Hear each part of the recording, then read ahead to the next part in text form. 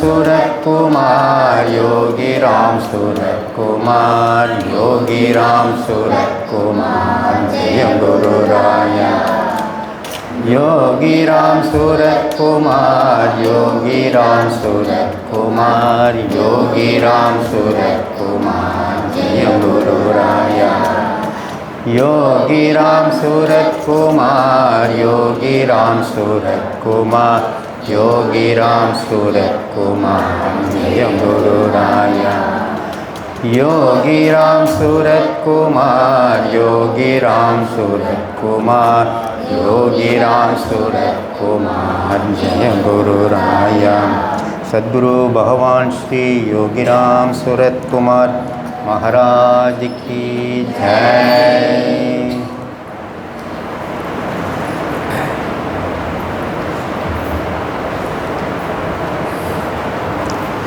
அன்பே ஸ்வரூபமாக இருக்கிறது நம்ம பகவான். அந்த அன்பு ஸ்வரூபமான நம்ம குருநாதர் யோகிராம் சூரத்குமார் நம்ம மேலே உள்ள ஒரு பெருங்கருணையால் நம்மளுக்கு மாதந்தோறும் இப்படி ஒரு சத்சங்கம் கிடைக்கும்படி பண்ணுறார். அந்த சத்சங்கத்தை நம்ம காது குளிர கேட்டு நம்ம வாழ்க்கையிலையும் அவரை நோக்கி ஒரு ஸ்டெப்பு எடுத்து வைக்கிறதுக்கு இந்த சத்சங்கம் நமக்கு ஒரு பெரிய உதவியாக இருக்கிறத நாம் அதை அனுபவிச்சுட்டு வர்றோம். நாம் கடந்த சில மாதம் இல்லை சில வருஷமாக சிவனடியார்களோட திவ்ய சரித்திரம், அதாவது பெரிய புராணம், இந்த பெரிய புராணத்தில் 63 நாயன்மார்களோட திவ்ய சரித்திரத்தை அனுபவிச்சுட்டு வர்றோம்.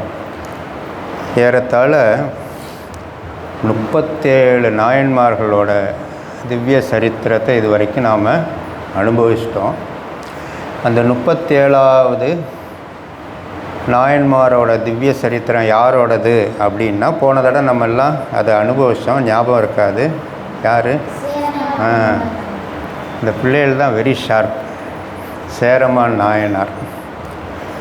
சேரமான் நாயனார் சேர நாட்டில் இருந்த ஒரு நாயன்மார். அவரோட லைஃப்பில் முக்கியமாக நடந்த சில விஷயங்களை பார்த்துட்டு நம்ம அடுத்த நாயன்மார்களோட திவ்ய சரித்திரத்துக்கு நாம் போவோம். அவர் சேர நாட்டில் இருந்த ஒரு சிவன் பக்தர், சிவனடியார், ராஜ பரம்பரையில் பிறந்த ஒருத்தர். ஆனாலும் அவருக்கு ஒரு நாட்டம். என்ன ஒரு நாட்டம்னா, அங்கே உள்ள சிவன் கோயிலில் போய் சிவபெருமானுக்கு ஆசையாக உட்காந்து பூ தொடுக்கிறது தான் அவரோட பெரிய நாட்டம். ராஜ வாழ்க்கையெல்லாம் அனுபவிக்கணுன்ற அவருக்கு அது இருந்தால் கூட அதை அனுபவிக்கணுன்ற அதில் ஆசை இல்லை. அவரோட நேரத்தையும் அவரோட சிந்தனை, அவரோட வாக்கு, அவரோட செயல் எல்லாமே சிவனை நோக்கி இருக்கணுன்ற ஒரு எண்ணத்தில் குறிப்பாக ஒரு கைங்கரியம் எடுத்து பண்ணுறாரு. பகவானுக்காக ஆசையாக நாமா சொல்லி ஓம் நம சிவாய ஓம் நம சிவாய சிவாய நம ஓம் நம சிவாய. அப்படி அந்த பூ தொடுக்கிற நேரத்தில் கூட அந்த நாட்களை நாமாவை வச்சு ஆசையாக பகவானுக்காக பூ தொடுத்து அந்த கைங்கரியம் பண்ணுறாரு. அந்த காலகட்டத்தில் அந்த நாட்டு ராஜா பகவானோட திருவடி அடைஞ்சோன்னு அந்த நாட்டுக்கு ஒரு ராஜா வேணும். அப்போ அதுக்கு தகுதியான ஆள் இவர் தான் சொல்லி எல்லாருக்கும் தெரியுது. அப்போ எல்லோரும் சேர்ந்து இவர்கிட்ட போய் சொல்கிறாங்க, இந்த மாதிரி நாட்டு ராஜா தவறிட்டார், பகவான் திருவடியை அடைஞ்சிட்டார், அடுத்தது இந்த நாட்டை ஆழ்ந்து இங்கே உள்ள மக்களுக்கெல்லாம் ஒரு நல்ல சூழ்நிலை இருக்குன்னா நீங்கள் தான் ஆளணுன்றப்ப இவருக்கு அந்த அரசாட்சி மேலெல்லாம் ஒரு ஆர்வம் இல்லை. பட் இருந்தாலும் இத்தனை பேர் கேட்குறாங்களே அப்படின்னு சொல்லிவிட்டு யார்கிட்ட போய் கேட்குறாருன்னா, அங்கே உள்ள ஸ்தலத்தில் உள்ள சிவபெருமான்கிட்டே போய் கேட்குறார். அப்போ சிவபெருமான் நீ போய் அந்த காரியத்தை பண்ணு, ஆனால் எண்ணத்தை என் மேலே வச்சுக்கிட்டே அந்த காரியத்தை பண்ணு அப்படின்னு சொல்கிறாரு. அப்போ இதிலேருந்து நம்மளுக்கு என்ன புரியுது அப்படின்னா, பகவான் நமக்கு ஒரு சந்தேகம்னு ஒன்று வந்துச்சுன்னா யாரை நேராக போய் பார்க்கணும்னா பகவானை தான் போய் நேராக பார்க்கணும். நேராக போய் பார்த்து பகவான்கிட்ட போய் கேட்கணும். கேட்டோம்னா பகவான் நம்ம கூட பேசுவார்ன்ற உணர்த்துறதுக்கு தான் இதெல்லாம் நடக்குது. அப்போ நமக்கு ஒரு லைஃப்பில் ஒரு சந்தேகம், இதை எப்படி செய்ய, இது நான் செய்யவா வேண்டாமா அப்படின்னு நமக்கு ஒரு எண்ணம் வந்துச்சுன்னா அல்பமாக யார்கிட்டையாவது சம்பந்தமில்லாத ஆள்கிட்ட போய் கேட்குறதுக்கு பதிலாக ஆண்டவன்கிட்ட போய் நம்ம குருநாதர் தான் நமக்கு பகவான். அந்த பகவான்கிட்ட போய் கேட்டோம்னா நமக்கு சரியான வழி காமிப்பார். அப்படி தான் அவருக்கும் வழி காமிச்சார். அவர் பகவான் சொல்லிட்டாரே அப்படின்னு சொல்லி சீரும் சிறப்புமாக அந்த சேர நாட்டை ஆள்றாரு. அவருக்கு ஒரு அழகான குவாலிட்டி பகவான் இயற்கையாகவே கொடுத்துருக்காரு. என்னென்னா, நம்மளோட பேசுகிறாருன்னா நம்ம மனசில் இருக்கிற எண்ணங்கள்லாம் அவருக்கு தெரிஞ்சிடும். மனுஷர்கள் மனசில் இருக்கிற எண்ணங்கள் தவிர மிருகம், பறவை, செடி, என்னென்ன ஜீவராசிகள்லாம் இருக்கோ அத்தனை ஜீவராசிகளோட எண்ணங்களையோடு அவருக்கு புரியும். மிருகங்களோட பேசக்கூடிய ஒரு தன்மையும் அந்த உயர்ந்த குணமும் அவருக்கு உண்டு.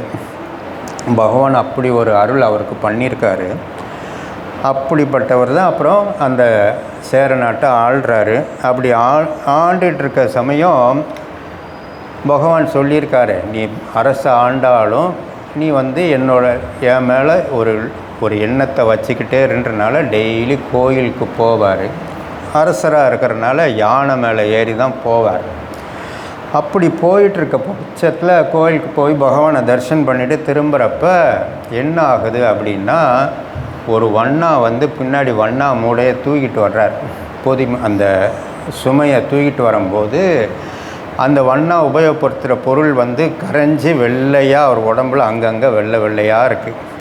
இவர் கண்ணுக்கு அதை பார்த்த மாத்திரத்தில் திருநீர் அப்படின்னு சொல்லி ஒரு பெரிய, நம்ம கோயில் போயிட்டு வர்றோம், நமக்கு எதிர்த்தாப்பில் ஒரு சிவனடியார் வர்றாருன்னு சொல்லிட்டு தான் ராஜான்ற ஒரு பதவியை மறந்து என்ன பண்ணுறாரு, யானையை நிப்பாட்டி கீழே இறங்கி சாதாரண ஒரு வண்ணானை பார்த்து நமஸ்காரம் பண்ணுறான். வண்ணானுக்கு கை கால்லாம் ஆடி போயிடுது. என்னடா, வண்ணானுக்கு தெரியும் இவர் தான் ராஜான்னு. கை கால்லாம் ஆடி போயிடுது.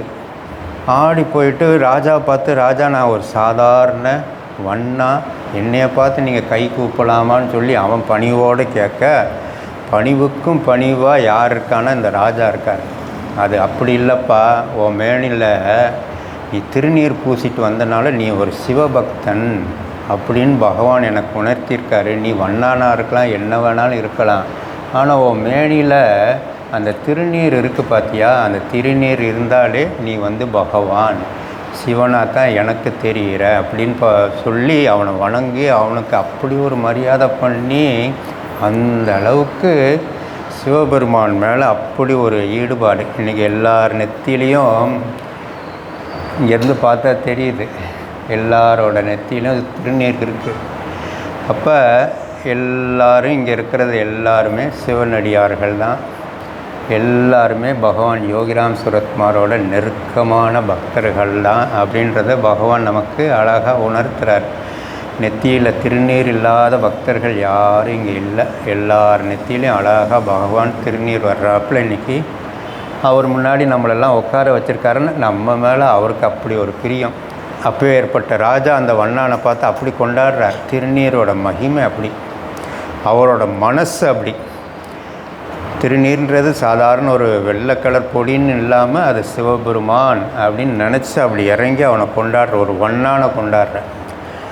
அப்படி இருக்கிற பட்சத்தில் டெய்லி அது மட்டும் இல்லாமல் அவர் வீட்டில் சிவபூஜை பண்ணுவார். சிவபூஜை பண்ணி முடித்தோடனே அவர் பூஜையை அங்கீகாரம் பண்ணுற மாதிரி சிவபெருமானோட கால் சலங்கை ஒலி கேட்கும். சல சல சல சலன்னு கேட்கும். அப்போ அவருக்கு அதில் ஒரு சந்தோஷம், என்னடா நம்ம பண்ண பூஜையை பகவான் ஏற்றுக்கிட்டார் அப்படின்ற ஒரு சந்தோஷம் அவருக்கு வரும். நாமளே நம்ம பகவானை பற்றி பேசும்போதோ, நம்ம பகவான் மேலே நாமா பாடும்போதோ திடீர்னு எங்கேயோ இருந்து ஒரு பட்டர்ஃப்ளை வந்துருச்சுன்னா நமக்கு ஒரு உற்சாகம் வரும். என்ன ஒரு உற்சாகம்னா, நம்ம பாடின நாமத்துக்கு பகவான் நம்மளை தேடி வந்துட்டார் அப்படின்ற ஒரு நம்பிக்கை நமக்கெலாம் வந்துடுது. ஒரு உற்சாகம் வர்ற மாதிரி இவருக்கு ஒரு நாள் இல்லை 2 நாள் இல்லை, டெய்லி பூஜை பண்ணும்போது டெய்லி ஒரு பூஜை முடிகிற டைம் கரெக்டாக சிவபெருமானோட சலங்கை ஒலி கேட்கும். அப்படி இருக்க ஒரு நாள் கேட்காம போயிடுது. அவருக்கு பயம் வந்துடுது. நாம் எதுவும் தப்பாக இன்றைக்கி பூஜை பண்ணிட்டோமோ, எதுவும் அபச்சாரம் பண்ணிட்டோமோ அப்படின்னு ஒரு பயம் வர என்ன பண்ணோன்னு ஒன்றும் புரியலை. யோசித்து பார்க்குறாரு, எப்பயும் பண்ணுற மாதிரி தான் இருக்கே அப்படின்னு நினச்சிட்டு, அப்போ பகவானுக்கு லாயக்கில்லாத பக்தனை நான் ஆயிட்டேன், இனிமேல் இந்த பூலோகத்தில் எனக்கு வாழ்க்கை வேண்டாம்னு என்ன பண்ணுறாரு, ராஜா தானே எப்பயுமே கையில் கத்திலாம் வச்சுருப்பார்லே, உடனே கத்தி எடுத்து அப்படி குத்த போகிறாரு. தன்னோட உயிரை வந்து பகவானுக்கே கொடுக்குறதுக்கு தயாராக போகிற நிலையில் பகவானோட சலங்கு வெளியே சலன்னு கேட்க ஆரம்பிச்சார். கரெக்டாக அந்த அப்படி நெஞ்சில் படுற நேரம் பார்த்து வந்துடுது, நிப்பாட்டிடுறார். உடனே அப்பாடா இப்போயாவது சாமி வந்து தரிசனம் கொடுத்தாரே அப்படின்னு அவருக்கு அப்படி ஒரு சந்தோஷம். ஒரு பக்கம் சந்தோஷம் இருந்தாலும் மனுஷ புத்தி தானே, கேள்வி உடனே வந்துடும். பகவான்கிட்டே தைரியமாக கேட்குறார், நான் டெய்லி முடித்த மாத்திரத்தில் நீங்கள் வந்து உங்கள் சலங்கோலியை காதில் கேட்குற மாதிரி எனக்கு ஒரு அனுபவத்தை கொடுத்து நீங்கள் அதை ஏற்றுக்கிட்டீங்கன்னு என்னை உணர வைப்பீங்க, இன்றைக்கி ஏன் வரலை அப்படின்னு சொல்லி கேட்க பகவான் அதுக்கு பதில் சொல்கிறார். உன்ன மாதிரி ஒரு பக்தன், ஒரு சிவனடியார், என்னோடய அடியவன் சுந்தரமூர்த்தி நாயனார் என்னை நோக்கி பாட்டு பாடிட்டு இருந்தார். உன்னை நான் எப்படி உன் மனசுக்கு உன்னை சந்தோஷப்படுத்திட்டு போகிற மாதிரி அவரை நான் சந்தோஷப்படுத்திட்டு வர்றதில் கொஞ்சம் காலதாமதம் ஆயிடுச்சு அப்படின்னு சொல்ல, இவர் மனசில் சுந்தரமூர்த்தி நாயனாரை பார்க்கணுன்னு அப்படி ஒரு ஆசை வந்துடுது. அவர் எங்கே இருக்கார், எப்பேற்பட்ட பக்தர்னால் சாமி வந்து நேராக அங்கே போயிட்டு அதுக்கு பிறகு இங்கே வந்திருப்பாருன்னு தெரிஞ்சுட்டு சுந்தரமூர்த்தி நாயனாரை நேராக பார்க்க கிளம்பி போகிறார். சேர நாட்டிலேருந்து கிளம்பி போய் சுந்தரமூர்த்தி நாயனாரை பார்த்து அவரை தரிசனம் பண்ணி அவரை பாதத்தை சேவை பண்ணி அவரோட சேர்ந்து எல்லா ஸ்தலங்களையும் போய் சிவநாமத்தை பாடி சிவபெருமானோட பக்தியை அந்தந்த ஊரில் வளர்த்து மதுரைக்கு வந்து மங்கையர்க்கரசி அம்மாவை பார்த்து அங்கே ஒரு சத்சங்கம் பண்ணி எல்லாரோடையும் சேர்ந்து சிவநாமம் பாடி சிவபெருமானை கொண்டாடி நேரத்தையும் காலத்தையும் ஓட்டுறார். அவருக்கு ஒரு ஆசை, அப்படியே சுந்தரமூர்த்தி நாயனாரோட இருந்துடலாம்னு ஒரு ஆசை வர, அவர் வந்து இல்லை உனக்கு ராஜ பொறுப்பு இருக்குது, நீ வந்து உன்னோட நாட்டுக்கு போய் சிவபெருமானை நினச்சி நல்லா ஆட்சி புரியணும்னு சொல்ல, அவரோட வாக்கை ஒரு மரியாதை கொடுத்து திரும்ப சேர நாட்டுக்கு வந்துடுறாரு. ஒரு காலகட்டத்தில் என்ன ஆகுது அப்படின்னா, சுந்தரமூர்த்தி நாயனார் அவரோட அவதார காலம் முடிஞ்சு கைலாயம் கிளம்புறத இவருக்கு தெரியுது. சுந்தரமூர்த்தி நாயனார் சிவபெருமானை நோக்கி கிளம்பி போகிறார் அப்படின்றது தெரிஞ்சோடனே அவர் அங்கே போகிறப்ப கைலாயத்தில் அவரை ரிசீவ் பண்ணுறதுக்கு நம்ம இருக்க வேண்டாமா அப்படின்னு இவர் மனசில் கேட்குது. கைலாயத்துக்கு அவர் போகிறதுக்கு முன்னாடி அவரை போய் நம்ம ரிசீவ் பண்ணணும் அப்படின்னு நினச்சிட்டு என்ன பண்ணுறாருன்னா, அவரோட குதிரை, இவருக்கு தான் ஒரு ஹையஸ்ட் குவாலிட்டி ஒன்று இருக்கே, மிருகங்களோடலாம் பேசக்கூடிய ஒரு குணம் இவருக்கு சக்தி இருக்குன்றது நம்ம ஏற்கனவே பார்த்தோம்.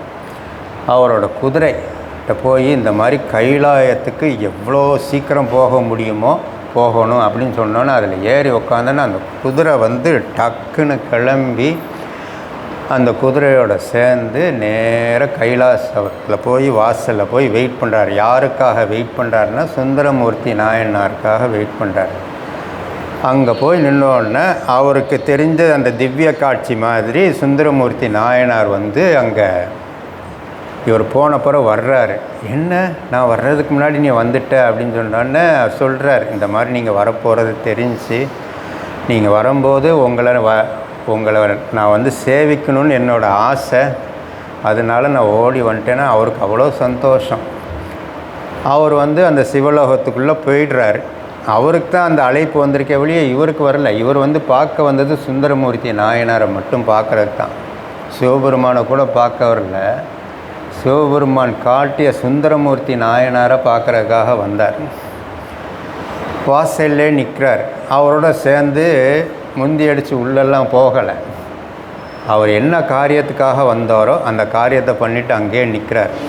ஆனால் சுந்தரமூர்த்தி நாயனார் சும்மா இல்லை, உள்ளே போய் சிவபெருமானோட பேசும்போது வெளியில் இன்னொரு பக்தன், டெய்லி அவர் பூஜைக்கு ஒரு அங்கீகாரம் நீங்கள் கொடுப்பீங்களே பகவான், அந்த பக்தனும் வெளியில் காத்துக்கிட்டு இருக்கான்னு சொன்னோடனே அவரையும் உள்ளே கூப்பிட்டு வர சொல்லி அவருக்கும் அந்த சிவலோக பதவியை பகவான் கொடுத்துட்றார். அப்போ நமக்கு இதில் என்ன ஒரு பாடம் அப்படின்னா, பகவானுக்கு நம்மளால் முடிஞ்ச ஏதோ ஒரு கைங்கரியம், அவரவருக்கு ஏதாவது ஒரு திறமை பகவான் கொடுத்துருப்பார். என்ன திறமை கொடுத்துருப்பார்? இவரை மாதிரி பூ கட்டலாம், இல்லை வாசலில் ஒரு கோலம் போடலாம், அட்லீஸ்ட் இந்த ஜமுக்காலத்தை விரிக்கலாம், இந்த இடத்த பெருக்கலாம், பகவானோட ஆலயத்தை சுத்தம் பண்ணலாம். ஒன்றும் முடியலையா உட்காந்த இடத்துல இருந்து யோகிராம் சூரத்குமார், யோகிராம் சூரத்குமார், யோகிராம் சூரத்குமார் ஜெய குருராய் அந்த நாம ஒரு தடவை சொன்னால் கூட பகவான் நம்ம இந்த வாழ்க்கையை முடிச்சுட்டு போகும்போது வேறு எங்கேயும் நம்ம போக விட மாட்டார். அவரோட பாதத்தில் அவர் நம்மளை நமக்கு ஒரு அடைக்கலம் கொடுப்பான்றது தான் சர்வ நிச்சயம். இது யார் சொல்லியிருக்கா அப்படின்னா, ஸ்ரீ ஸ்ரீ முரளிதர சாமிஜி சிவகாசிக்கு முதல்ல பாகவத சப்தாகம் சொல்லி முடிக்கும்போது கடைசி நாள் சொன்னார். அதாவது வைணவர்களுக்கெல்லாம் அவங்களோட காலம், பூலோக காலம் முடிஞ்சோன்னே எங்கே போவாங்க? வைகுண்டம் போவாங்க. சைவர்கள்லாம் எங்கே போவாங்க அப்படின்னா கைலாயம் போவாங்க. ஆனால் நம்ம மாதிரி இந்த குரு பக்தர்கள்லாம் எங்கே போவாங்க அப்படின்னா வைகுண்டம் போய் நிப்பாட்டினாலும் அங்கே இங்கே தேடுவார். இது என்னோடய இடம் இல்லையே அப்படின்னு அங்கே போய் இந்த பக்தன், குரு பக்தன் அப்படி தான் இருப்பான். அங்கே போய் சரி இதுவும் இடம் இல்லைன்னு சொல்லி கைலாயத்தில் போய் நிப்பாட்டினாலும் இதுவும் என் இடம் இல்லையே அப்படி தேடி பார்ப்பானா. இது நான் தேடி வந்த இடம் இல்லையா.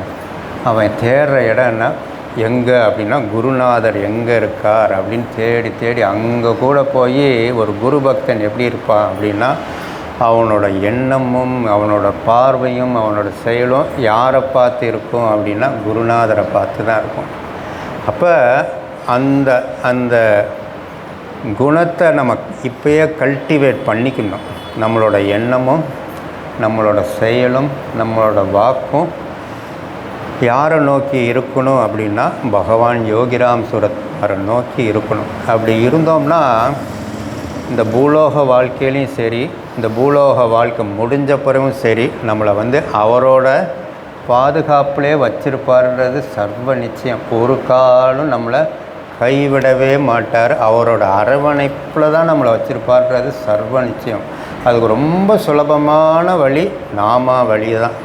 அந்த நாமாவளியான யோகிராம் சூரத்குமார், யோகிராம் சூரத்குமார், யோகிராம் சூரத்குமார் ஜெய குருராயா.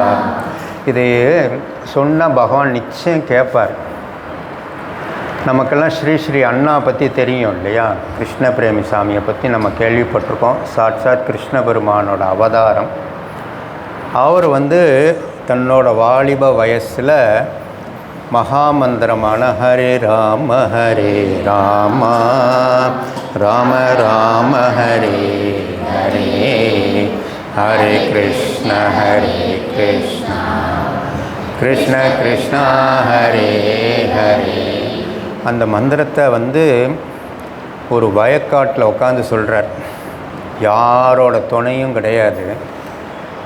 ஆனால் அவர் சொல்ல ஆரம்பித்தோடனே வயக்காட்டில் நம்ம எல்லாம் பார்த்த ஒரு அனுபவம் இருக்குது. அவரோட கண்களுக்கு அது எப்படி தெரியுது அப்படின்னா, வயக்காட்டில் காற்றடித்தா பார்த்துருப்போம் இல்லையா, அலை மாதிரி அப்படி அந்த நெற்பயிரெல்லாம் அப்படி அலையாக அப்படி போகும்.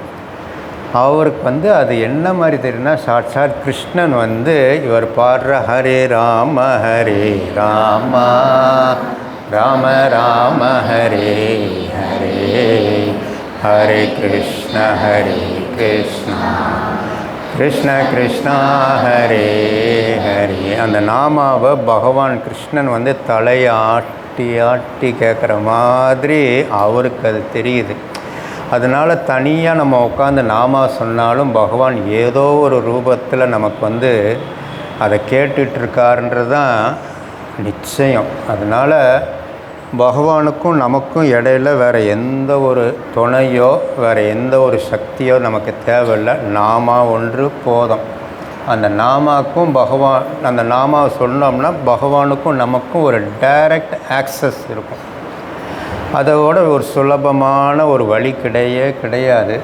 அதைத்தான் நாம் இப்போ செஞ்சுக்கிட்டு இருக்கோம். அதனால் பகவானுக்கு பிடிச்சமான பக்தர்கள் யாருன்னா நம்ம தான். ஏன்னா நம்ம நாக்கில் பகவான் அவரோட அருள்னால் நம்ம நாக்குலேயும் அந்த நாமா வர்ற மாதிரி பண்ணி கொடுத்துருக்காரு. ஸோ அப்படி தான் அந்த சேரமான் நாயனார் வந்து பகவானுக்கு கைங்கரியம் பண்ணி அந்த உயர்ந்த கதியை அடைஞ்சார். அதுக்கு அடுத்த ஒரு நாயன்மாரோட சரித்திரம் 38வது நாயன்மார். அது யாருன்னா கணநாத நாயன்மார். கணநாத நாயன்மார் இவர் வந்து எங்கே அவதாரம் பண்ணுறாருன்னா சீர்காழியில் வந்து ஒரு விசேஷமான ஒரு சிவசேத்திரம் அது. அங்கே தான் ஞானசம்பந்தர் சாமிக்கு வந்து பகவானும் அம்மனும் சேர்ந்து காட்சி கொடுத்து அவருக்கு வந்து பால் அமுது வந்து அம்மனே பகவான் சொல்ல வந்து கொடுக்க அந்த சின்ன வயசு 3 வயசு காலத்திலே அவருக்கு வந்து பகவானோட காட்சிலாம் கிடச்சி அதுக்கு பிறகு பகவானே வாழ்க்கையாக இருந்து எல்லா இடங்களையும் போய்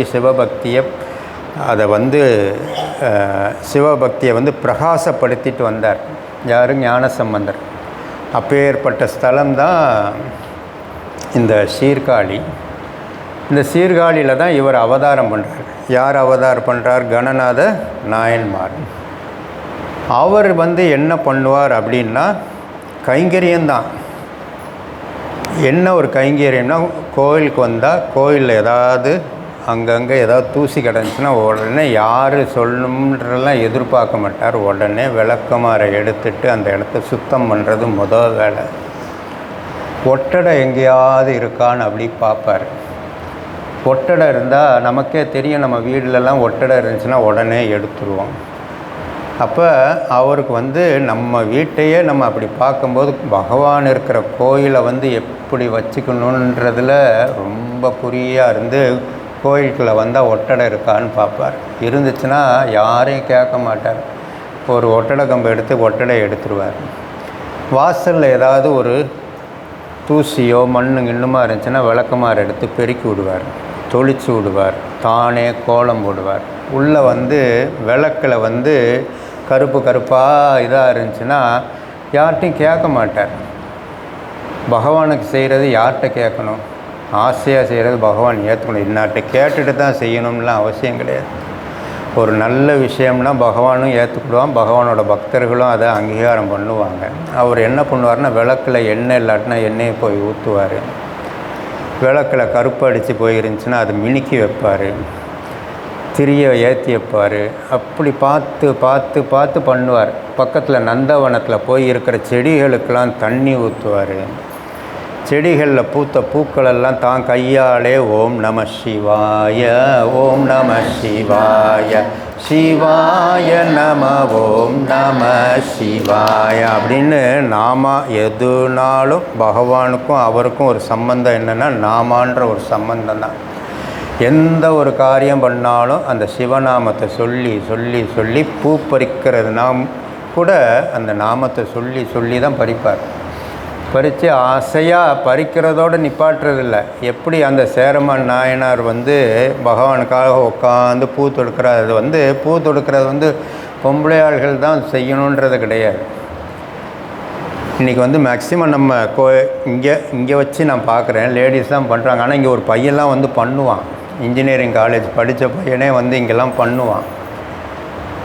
அவர் அது மாதிரி தான் யாரையும் கேட்க மாட்டார். பூ ஆசையாக பறித்த பூவை வந்து தானே பகவானுக்காக தொடுக்கணும்னு உட்காந்து தொடுத்து பகவானுக்காக இப்போ நீங்களாம் பூ வாங்கிட்டு வந்து வச்சு தட்டில் வைக்கிறீங்களா, அது மாதிரி போய் தட்டில் வைப்பார். சம்மந்தப்பட்ட அர்ச்சகர் வந்து அதை வந்து பகவானோட பாதுகையில் வந்து வைப்பார்.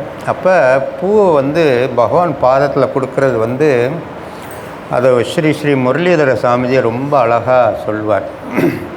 பூக்குமே எப்பயுமே ஒரு குணம் இருக்கும். என்ன ஒரு குணம்னா, நம்ம என்ன ஒரு பிரார்த்தனையோ இல்லை பகவான்கிட்ட நம்ம மனசுலேருந்து ஏதோ ஒரு சொல்லிக்கணும்னு நினைக்கும்போது அந்த பூ மூலமாக அந்த பாதுகையிலையோ பகவான் பாதத்திலையோ போட்டோம்னா அந்த பூவில் இருக்கிற நம்மளோட மெசேஜ் வந்து பகவான் வாங்கி நமக்கு என்ன தேவையோ பதிலுக்கு பகவான் வந்து கொடுத்துருவார். அப்படி ஒன்றும் நீ நினைக்காம வெறும் பகவானோட நாமமான யோகிராம் சூரத்குமார், யோகிராம் சூரத்குமார், யோகிராம் சூரத்குமார், ஜெய குரு ராயா, யோகிராம் சூரத்குமார், யோகிராம் சூரத்குமார், யோகிராம் சூரத்குமார், ஜெய குரு ராயா, யோகிராம் சூரத்குமார், யோகிராம் சூரத்குமார், யோகிராம் சூரத்குமார், ஜெய குரு ராயா. நாம சொல்லி அந்த பூ கொண்டு வந்தோம்னா அந்த பூவை வந்து பகவானோட பாதத்தில் போடும்போது அது என்ன ஆகுன்னா பாதுகாப்பாயிரும் நமக்கு. பகவான் பாதத்தில் போய் இந்த நாம சொல்லி பூவை நாம் அர்ப்பணம் பண்ணோம்னா ஸ்ரீ ஸ்ரீ குருஜி அதுக்கு அழகாக ஒரு விளக்கம் சொல்லியிருக்காரு. நமக்கெல்லாம் சேர்த்து தான் அது என்ன ஒன்று சொல்லியிருக்காருன்னா, பகவான் குருநாதரோட பாதுகையில் போய் நாம சொல்லி பூவை நீ அர்ப்பணம் பண்ணினா அது ஒரு பெரிய பாதுகாப்பு. நமக்கு தெரியாமல் தான் அதெல்லாம் பண்ணுறோம். ஆனால் நமக்கு தெரியாமல் எத்தனையோ சந்தர்ப்பத்தில் பகவான் நம்மளை பாதுகாத்துக்கிட்டே தான் இருக்கார். ஒவ்வொரு நடவடிக்கையும் பார்த்துட்டு தான் இருக்கார். ஒவ்வொரு நடவடிக்கையிலும் நம்ம பாதுகாப்பு கொடுத்துட்டு தான் இருக்கார். அந்த ஒரு தடவை நாம சொன்னதுக்கு அவ்வளோ நன்றியோடு இருப்பார். நாம் கூட மறந்துடுவோம். ஆனால் இவன் என் பக்தன் ஒத்த தடவை அவரோட நாமாவை ஆசையாக யோகிராம் சூரத்குமார், யோகிராம் சூரத்குமார், யோகிராம் சூரத்குமார், ஜெய குரு ராயா, என்னை நோக்கி இப்படி ஆசையாக பாடிட்டானே, என் மேலே இப்படி ஒரு நம்பிக்கை வச்சு பாடிட்டானே, அவனை நான் கைவிடவே மாட்டேன் அப்படின்னு ஒரு பெரிய பாதுகாப்பு. நமக்கு வந்து அந்த பாதுகாப்பு நமக்கு கண்ணுக்கு தெரியாது. ஆனால் தெரியாமல் எத்தனையோ தெரிஞ்ச விஷயங்களை நமக்கு அப்படி பாதுகாப்பு கொடுத்துருக்காரு. தெரியாமல் எவ்வளவோ காலங்கள் எவ்வளவோ சூழ்நிலைகளில் நம்மளை வந்து காப்பாற்றிட்டு இருக்காருன்றத சர்வ நிச்சயம். அப்போ நம்ம வந்து எவ்வளோக்கு எவ்வளோ முடியுமோ அதுக்காக நம்ம காரியத்தெல்லாம் விட்டுட்டு வந்து இப்படி காரியம் பண்ணுன்னு அவர் சொன்னதே கிடையாது. நீ என்ன ஒரு காரியம் பண்ணுறியோ, ஆஃபீஸுக்கு போகிறியோ, வீட்டில் இருக்கியோ, வீடை கூட்டுறியோ, வீடை பெருக்கிறியோ, துவைக்கிறியோ, குளிக்கிறியோ, ஆஃபீஸில் வேலை பார்க்குறியோ, நடந்து போகிறியோ, பஸ்ஸில் போகிறியோ, சைக்கிள் ஓட்டுறியோ, கார் ஓட்டுறியோ, என்னன்னாலும் பண்ணு. நீ என்னன்னாலும் பண்ணும்போது அட்லீஸ்ட் உன் நாக்கில் வந்து இந்த நாமாவான யோகிராம் சூரத்குமார், யோகிராம் சூரத்குமார், யோகிராம் சூரத்குமார், ஜெய குரு ராயா, அது ஒரு பெரிய பாதுகாப்பு. இந்த நாமா வந்து பெரிய பாதுகாப்பு. நம்ம பகவானோட பக்தர் திரு சந்திரபிரகாஷ் நாச்சி, நம்ம சிவகாசியை சேர்ந்த ஒரு பெரிய பக்தர். ஒருக்க காரில் போயிட்டுருக்கார். நடுராத்திரியில் போகும்போது தூக்கம் வந்துடுது. நாம சொல்லிட்டு தான் போகிறாரு. தூக்கம் வந்துடுது. தூக்கம் வந்து வண்டியை விட்டுறார். வண்டி பிரேக் டவுன் ஆகிடுது. தூக்க கலக்கம் வேறு, நடுராத்திரி வேறு, வண்டி வேறு பிரேக் டவுன் ஆகிடுது. என்ன செய்யனே தெரியல. அக்கம் பக்கத்தில் ஒரு ஆள் கிடையாது ஹெல்ப் பண்ணுறது. ஆனால் உலகத்தில் இல்லாத இடமே கிடையாது, அவர் இல்லாத இடமே கிடையாது. குருஜி அழகாக சொல்வார், இந்த பிரபஞ்சத்தில் இருக்கிற அத்தனை அணுக்கள்லேயும் பகவான் யோகிராம் சூரத் மாதிரி இருக்கார். உனக்கு வேண்டியதெல்லாம் நம்பிக்கை தான். அந்த நம்பிக்கையோடு செஞ்சின்னா அந்தந்த இடத்துல இருக்கிற யோகிராம் சூரத்மார் உன்னை கண்கூட தெரிவார் அப்படின்னு சொல்லி காமிச்சிருக்காரு. அதுதான் இந்த சம்பவம். இவரோட கார் பிரேக் டவுன் ஆயிடுது.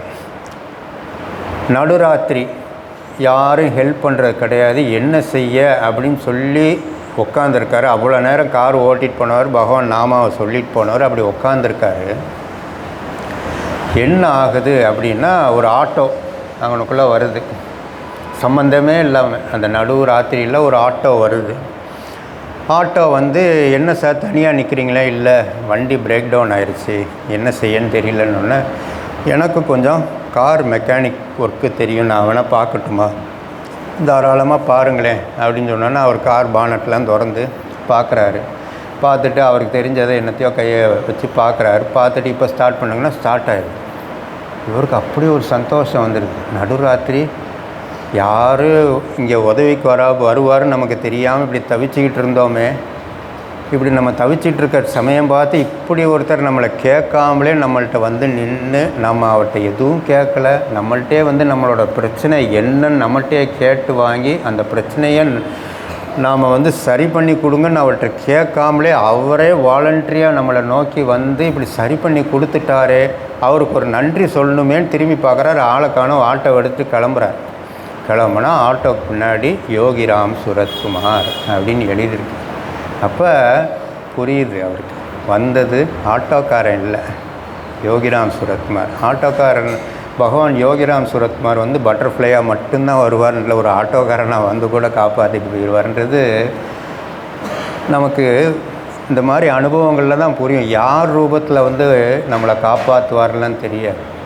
ஆனால் நாம் சொன்னோம்னா ஏதோ ஒரு ரூபத்தில் நமக்கு வந்து எப்போயும் ஒரு பாதுகாப்பாக இருக்கும். அதனால் நாம் கடைபிடிக்க வேண்டியதெல்லாம் முடிஞ்ச அளவுக்கு நம்ம நாட்கள் அவரோட திவ்ய நாமமான, அந்த ருசியான நாமமான நம்பிக்கையோடு அதை சொல்லிக்கிட்டே இருந்தோம்னா பகவான் நம்ம கூட இருக்கிறத நம்மளால் உணர்ந்துக்கிட்டே இருக்க முடியும். அப்போ இந்த கணநாத நாயனார் வந்து சீர்காழியில் அவதாரம் பண்ணாருன்னு பார்த்தோம். கோயிலில் போய் கைங்கரியம் பண்ணுறாருன்றதையும் பார்த்தோம். அங்கே போய் வேலைகள்லாம் பூலாம் தொடுத்து முடித்து பகவான் முன்னாடி அதை அர்ப்பணம் பண்ணி முடித்தோடனே அவர் உட்காந்து பகவான் மேலே எழுதப்பட்ட பாடல்களெல்லாம் உட்காந்து படிப்பார். சரி, வந்த வேலை முடிஞ்சிருச்சுன்னெலாம் கிளம்ப மாட்டார். அடுத்தது என்னென்னா வாயார அவர் மேலே உட்காந்து பாடுறது. இப்போ ஆரம்பத்தில் இந்த பிள்ளைகள்லாம் அழகாக பாடிச்சு. என்ன பாட்டு? அழியும் வாழ்க்கை பாடு, வாழ்க்கை தெளிவில்லாமல் நமது உள்ளத்தில்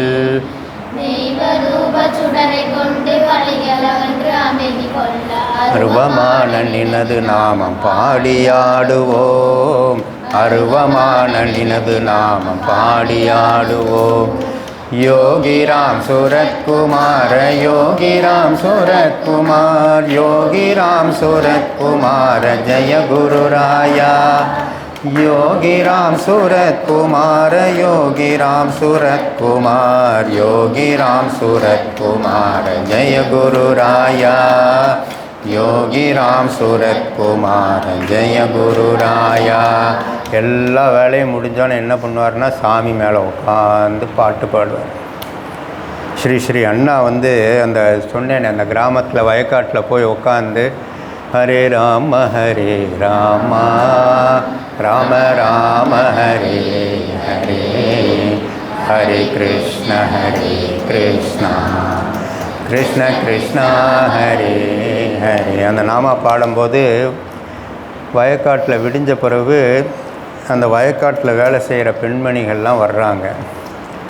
அந்த பெண்மணிகள்லாம் வயக்காட்டில் வந்து வேலை பார்க்குறாங்க.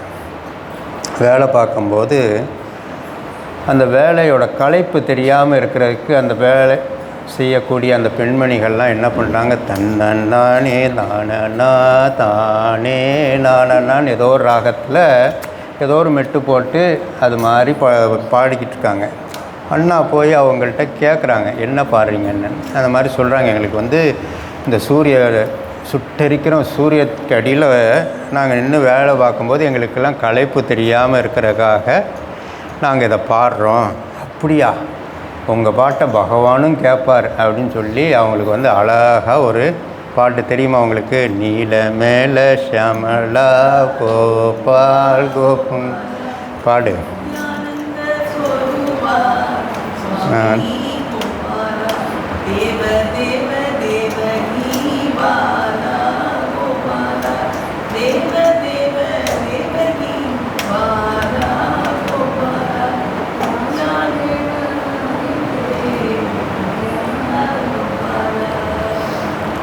அப்போ நாமான்றது பாருங்களேன், குருநாதரோட ஹிருதயம் பாருங்களேன். ஒரு விவசாயத்தில் ஈடுபட்ட ஒரு பெண்மணி நாக்கில் கூட வரணும்.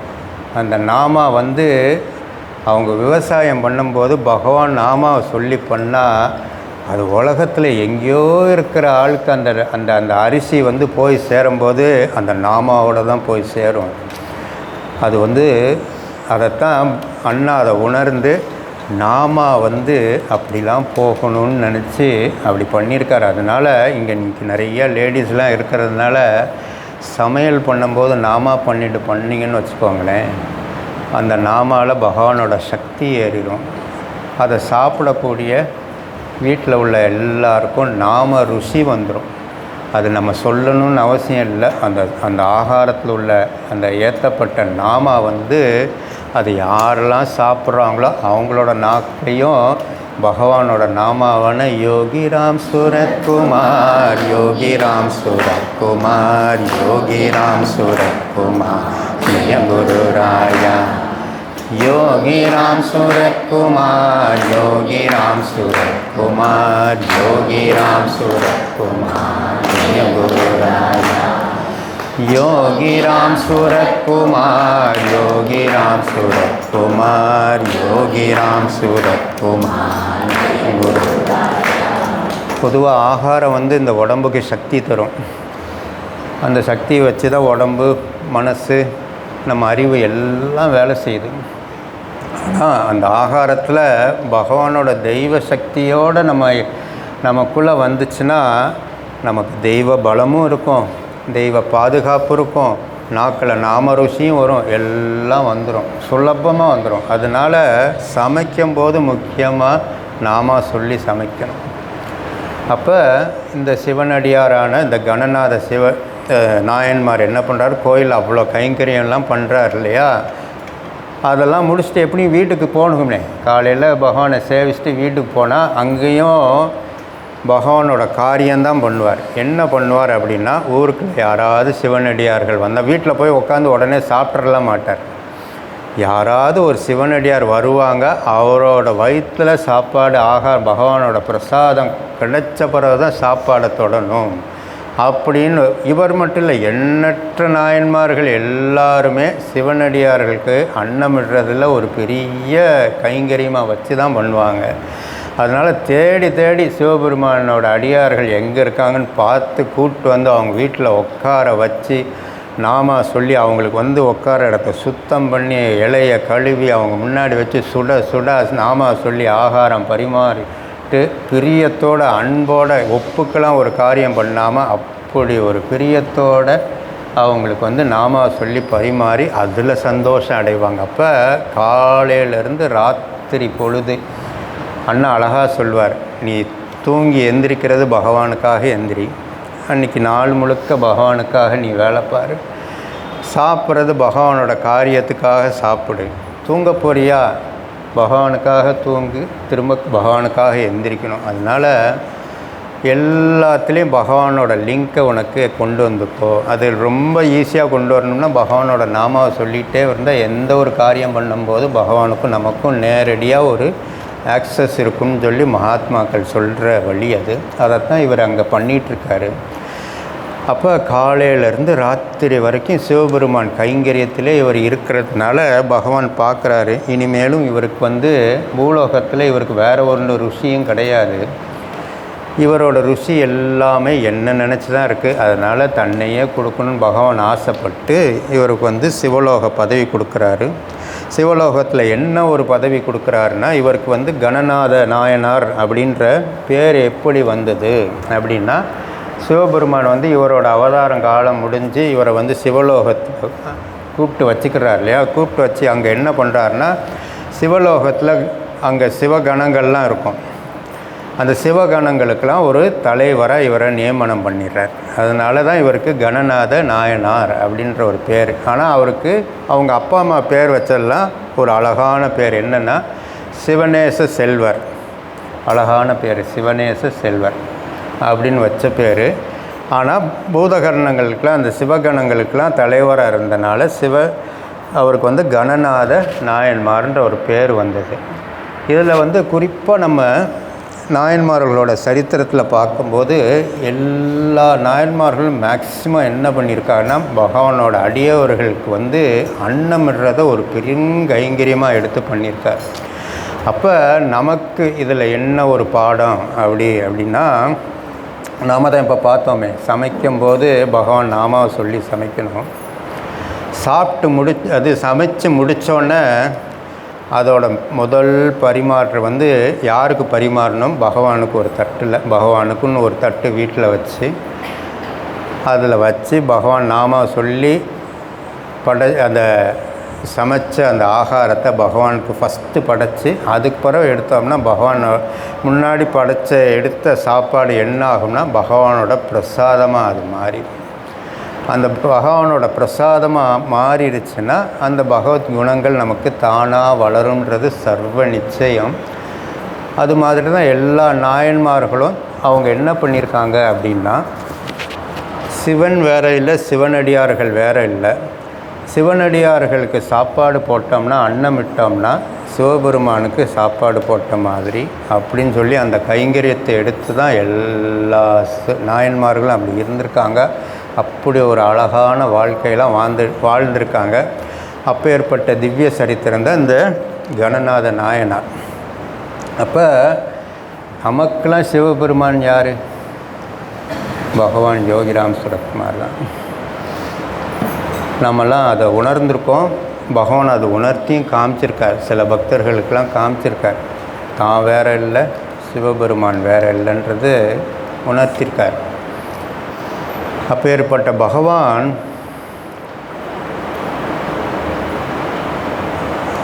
இப்போ ஆகாரத்துக்கு எவ்வளோ முக்கியன்றது இந்த நாயன்மார்கள் காமிச்சிருக்காங்கன்னு நம்ம பார்த்தோம் இல்லையா? ஆனால் அப்பேற்பட்ட பகவான் இன்றைக்கி வந்து நம்ம வயிற்றுக்கும் ஒத்த வேளை சாப்பாடு, 3 வேளை சாப்பாடு, நல்ல வாய்க்கு ருசியான ஒரு சாப்பாடு கிடைக்குதுன்னா அது பகவானோட அருள் தான்.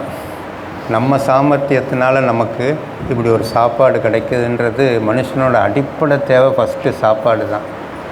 இந்த அடிப்படை தேவை வந்து நமக்கும் கிடைக்கிது, டெய்லி ஏதோ ஒரு ரூபத்தில் நமக்கு கிடைச்சிருது, எந்த ஒரு தடங்கள் இல்லாமல் வேலைக்கு கிடைக்குதுன்னா பகவானோட அருள்னால தான். ஆனால் அப்பேற்பட்ட பகவான் ஒரு வேளை சாப்பாடுக்கு அப்படி கஷ்டப்பட்டுட்டார். 1952 நம்ம பகவான் பப்பா ராமதாசர்கிட்ட ஆனந்த ஆசிரமத்தில் போய் மந்திரோபதேசம் வாங்கினார்.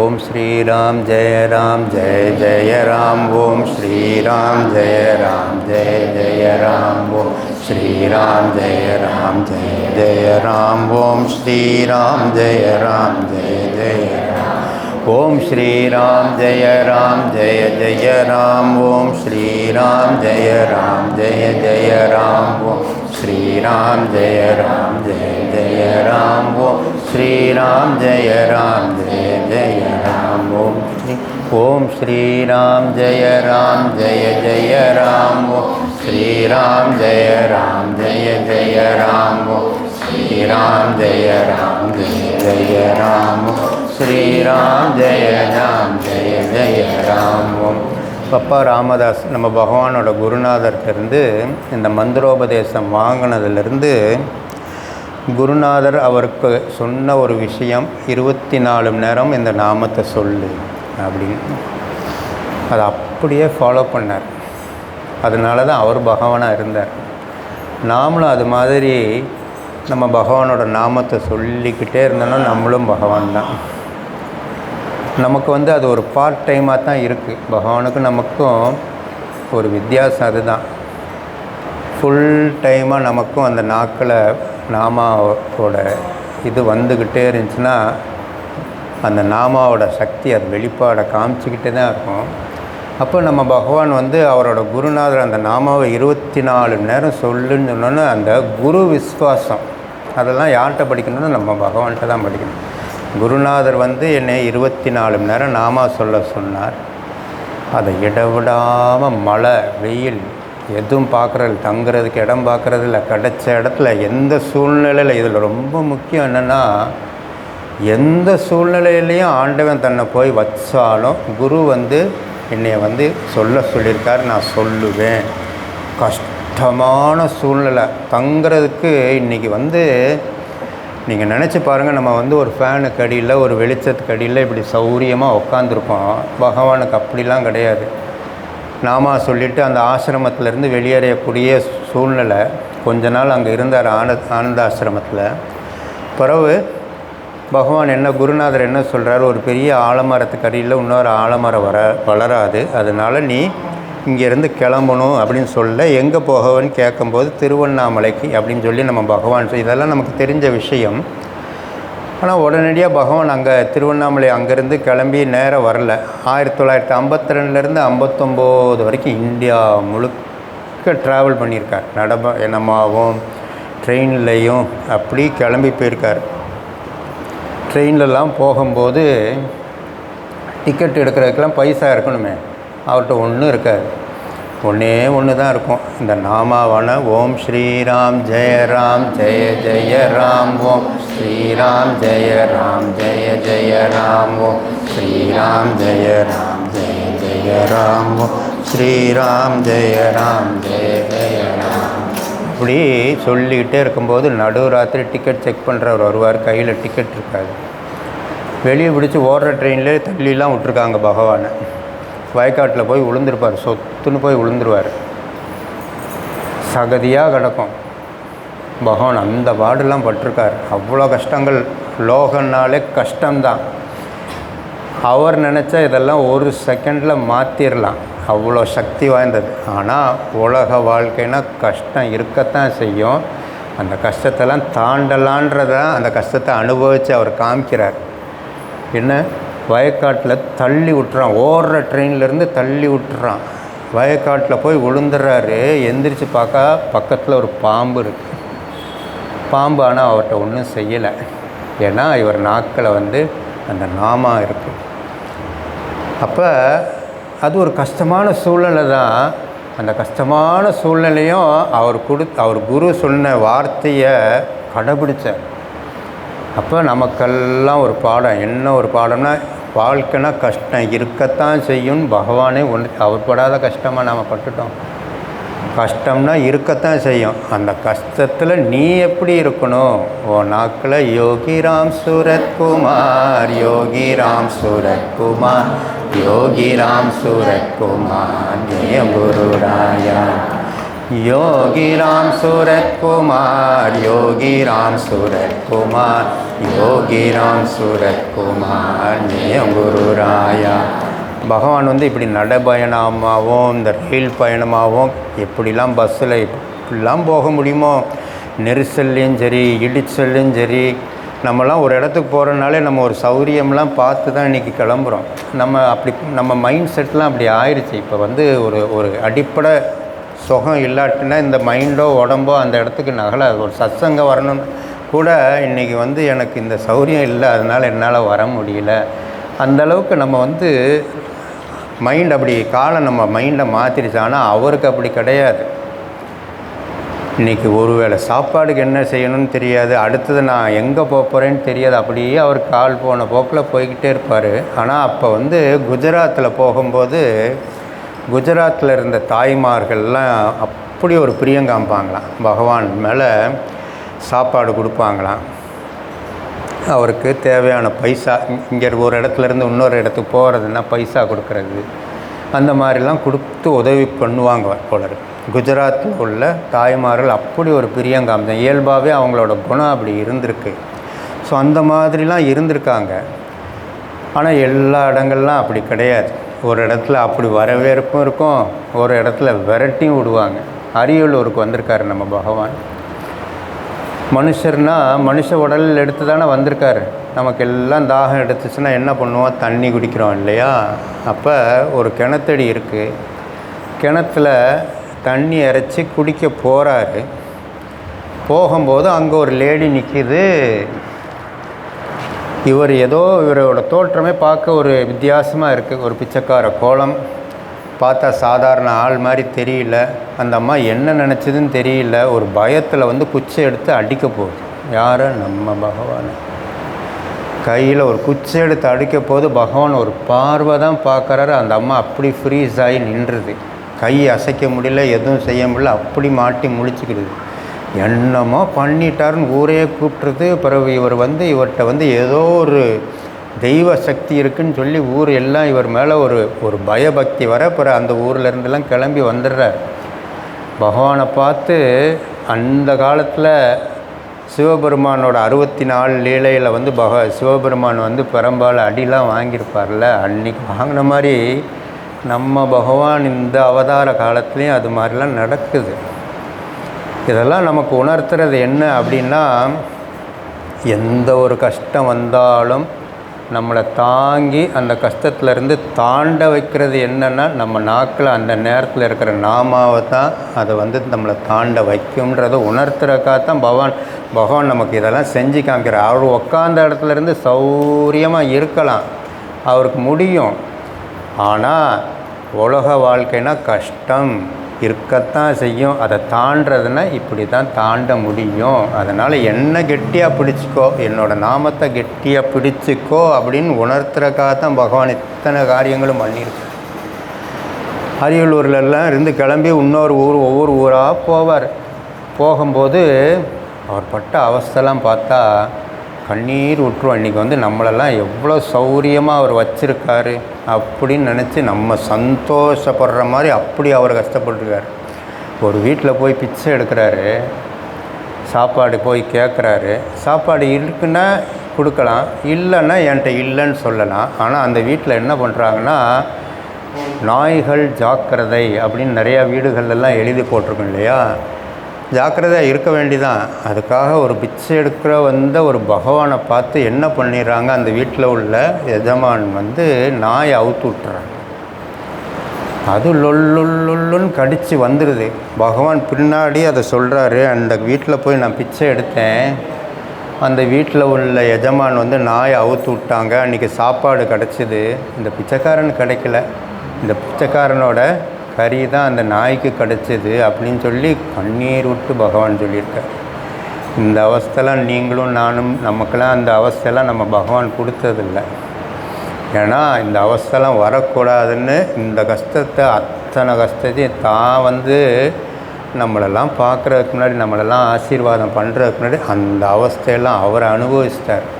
நமக்கு இன்றைக்கி சௌரியமாக ஒரு இடத்துக்கு வர்றதுக்கும், சௌரியமாக ஒரு இடத்துல உட்காந்து சாப்பிட்றதுக்கும் நமக்கெல்லாம் ஒரு பாக்கியம் கிடச்சிருக்கு. நம்ம தேவையை பூர்த்தி பண்ணுற மாதிரி கிடச்சிருக்குன்னா பகவான் இந்த அவஸ்தையெல்லாம் எத்தனையோ வழிகளில் அவர் அதை சுமந்திருக்கார். அப்படிலாம் கஷ்டப்பட்டுருக்கார். அதோட ஒரு பெரிய அவமானம், வயிறு பசி அப்படி இருக்கும். மனுஷ ரூபம் தானே அவர் எடுத்து வந்திருக்கார். பகவான் குணம் இருந்தாலும் அவர் மனுஷ ரூபம் எடுக்கும்போது பசி அப்படி இருக்கும். ஒரு நாள் சாப்பிடாமல் இருந்தால் தாங்கிக்கலாம், 2 நாள் சாப்பிடாமல் இருந்தால் கொஞ்சம் பசி வயிற்ற கிள்ளும், 3 நாள் 4 நாள் சாப்பிடாம இருந்தால் அதோட கொடுமை எப்படி இருக்குன்னு பசியால் வாடினவங்களுக்கு தான் தெரியும். அந்த பசியில் வாடிட்டு இருக்கும்போது ஒரு கல்யாண வீட்டு வெளியாக போகிறார் பகவான். கல்யாண வீட்டில் சாப்பாடு, கல்யாண வீட்டில் இவர் இருக்கிற தோற்றத்துக்குள்ளே உள்ளே போயிட முடியாது, ஏன்னா பிச்சைக்கார கோலத்தில் தான் இருக்கார். கல்யாண வீட்டில் எல்லோரும் சாப்பிட்டு அந்த எச்சி இலை இருக்குது பார்த்தீங்களா, பின்னாடி கொல்லப்புறம் வெளியில் தூக்கி எறிவாங்க. நாய்களாக ஓடி அதை சாப்பிட வரும். இந்த பிச்சைக்காரன் அந்த நாய்களோட உட்காந்து சாப்பிட்ருக்கேன் அப்படின்னு சொல்லியிருக்காரு. நினச்சி பார்க்க முடியுமா? நம்மளாலலாம் இது முடியுமா? முடியவே முடியாது. ஆனால் நமக்காக இத்தனை கஷ்டத்தையும் ஆனால் இதில் ஒரு பெரிய ஒரு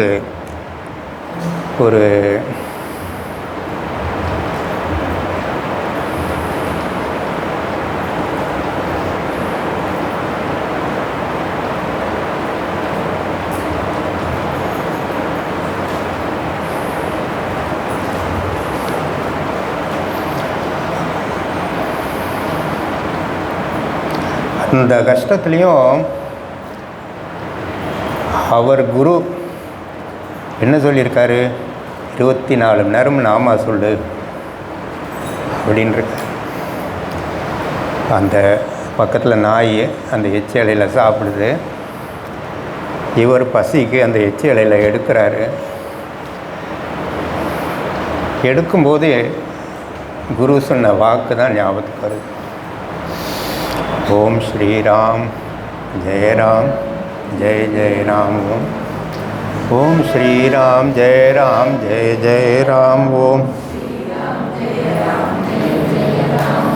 ஸ்ரீராம் ஜெய ராம் ஜெய ஜெய ராம்.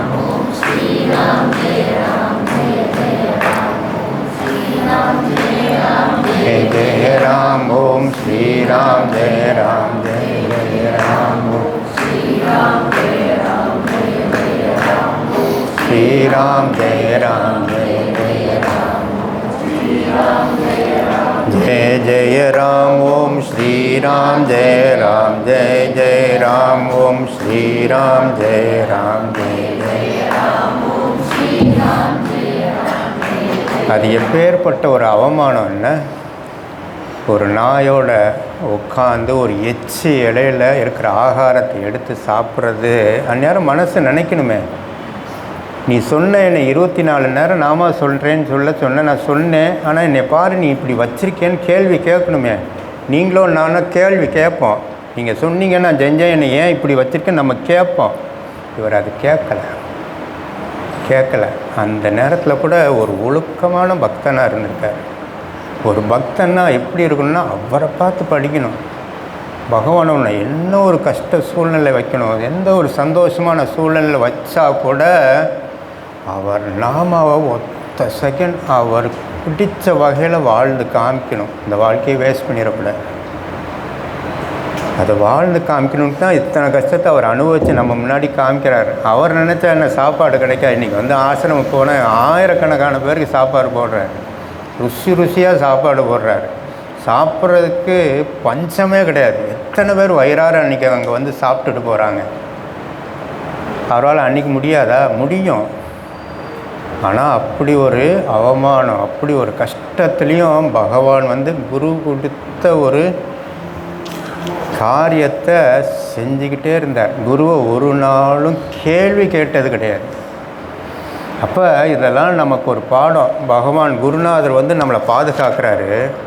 சில நேரங்களில் வாழ்க்கையில் நமக்கு ஏற்றுக்கிற மாதிரி விஷயங்கள் நிறைய நேரங்கள் கொடுக்குறாரு. ஆனால் சில நேரங்களில் நம்மளால் ஏற்றுக்கிடவே முடியாத விஷயங்கள் நம்ம வாழ்க்கையை நோக்கி வரும்போது நம்ம மனசு, நீங்கள் வந்து உங்கள் நாம சொல்ல சொன்னேன், நீங்கள் ஏன் எனக்கு இந்த கஷ்டத்தை கொடுத்தீங்க அப்படின்ற ஒரு கேள்வியை மட்டும் கேட்டுடவே கூடாது. பகவான் வந்து எனக்கு ஏதோ ஒரு நல்லதுக்காகத்தான் கொடுத்துருக்கான்னு ஏற்றுக்கிற மனப்போக்கம் நமக்கு வந்தே ஆகணும். அதெல்லாம் உணர்த்துறக்காக தான் இந்த அசிங்கம், இந்த அவமானம் இதெல்லாம் வந்து அவர் செஞ்சு காமிச்சிருக்கார். பகவான் செஞ்சு காமிக்கும்போது நம்ம ஏன் செய்யக்கூடாது? வாழ்ந்து காமிக்கணும். ஒரு கஷ்டம் வந்துச்சுன்னா பகவான்கிட்ட போய் எனக்கு ஏன் இப்படி கொடுத்தேன்னு அசிங்கமாக போய் கேட்டுடக்கூடாது. அது காட்டில் ஒரு அசிங்கம் ஒரு பக்தனுக்கு கிடையாது.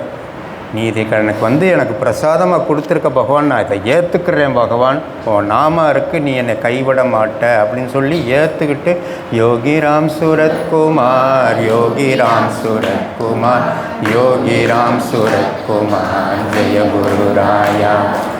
யோகி ராம் சூரத்குமார், யோகி ராம் சூரத்குமார், யோகி ராம் சூரத்குமார், ஜெய குரு ராயா. அதனால் பகவான்கிட்ட கேள்வியே நமக்கு வேண்டியதில்லை. அவர்கிட்ட வந்து அவர் சொன்ன மாதிரி நாம் சொல்லிகிட்டு இருந்தோம்னா நம்மளை வந்து அப்படி அழகாக பாதுகாப்பு பண்ணி வச்சுருப்பார். இப்பேற்பட்ட பகவான் அப்படிலாம் கஷ்டப்பட்டு ஒரு வழியாக 1959 திருவண்ணாமலைக்கு வந்துடுறாரு.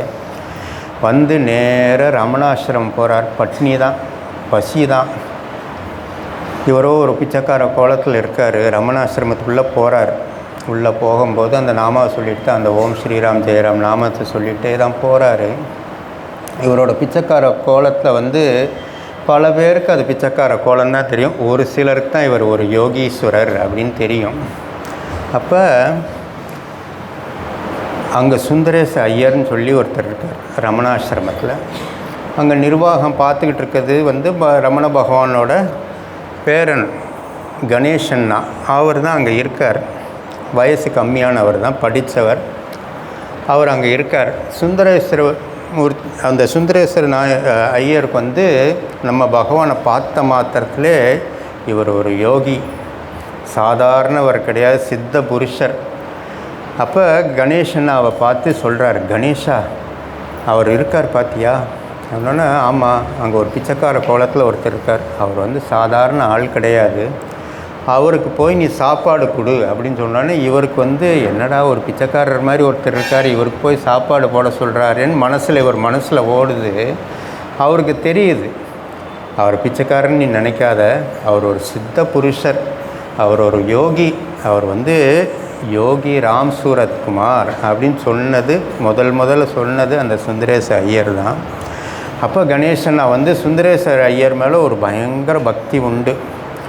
அவர் சொன்ன வாக்குக்காக சமையல் ரூமில் போய் அந்நேரம் சாப்பாடு வேலைலாம் முடிஞ்சனால சட்டியில் ஒட்டிக்கிட்டு இருக்கிற சாப்பாடை கிறக்கி ஏதோ கை கையில் ஒரு தொன்னை, இங்கே தொன்னையில் கொடுக்குறோம்ல அது மாதிரி ஒரு கொஞ்சோண்டி சாப்பாடை எடுத்து பகவான் கையில் வந்து கொடுக்குறாரு. பகவான் அதை சாப்பிட்றாரு. பின்னொரு காலத்தில் கணேசனை வந்து நம்ம பகவான்கிட்ட அடிக்கடி வரக்கூடிய காலகட்டத்தில், கணேஷா நீ எனக்கு சாப்பாடு கொடுத்திய கணேஷா, அன்றைக்கி நான் 3 நாள் சாப்பிடாமல் அவ்வளோ பசியோடு இருந்தேன் கணேஷா, உன் கையால் நான் சாப்பிட்டேன் அப்படின்னு சொல்லி கண்ணீரோடு சொல்லியிருக்காரு. அப்போ தான் புரிஞ்சிருக்கு எவ்வளோ கஷ்டத்தில் அவர் வந்திருக்காரு. நம்ம கண்ணுக்கோ இவர் ஒரு பிச்சைக்காரன்னு தோணிருச்சே இப்படின்னு சொல்லி ரொம்ப வருத்தப்பட்டிருக்காரு. அப்படி பகவான் அப்படிலாம் கஷ்டப்பட்டிருக்காரு. அப்படி இருக்க காலகட்டத்தில் திருவண்ணாமலையில் பகவான் ஆரம்ப காலத்தில் நிறைய கஷ்டங்கள்லாம், சாப்பாடு தான். நாயன்மார்கள்லாம் எல்லா சிவனடியாருக்கும் சாப்பாடு போட்டாங்க இல்லையா, ஆனால் அந்த சாப்பாடுக்காக நம்ம பகவான் எவ்வளோ கஷ்டப்பட்டார்ன்றதை நம்ம பார்த்துக்கிட்டே வரோம்.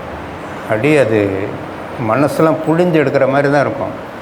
அந்த சாப்பாடு மட்டும் கிடைக்காது, அவருக்கு வந்து துன்புறுத்துவாங்க, அடிப்பாங்க, கல்லை விட்டு எறிவாங்க, கண்ணாடி தூளை அவர் நடக்கிற பாதையில் தூக்கி போடுவாங்க, படுத்திருந்தால் மொளாப்படியை தூக்கி போடுவாங்க. இந்த மாதிரி கஷ்டங்கள்லாம் அப்படி பகவானுக்கு கொடுப்பாங்க.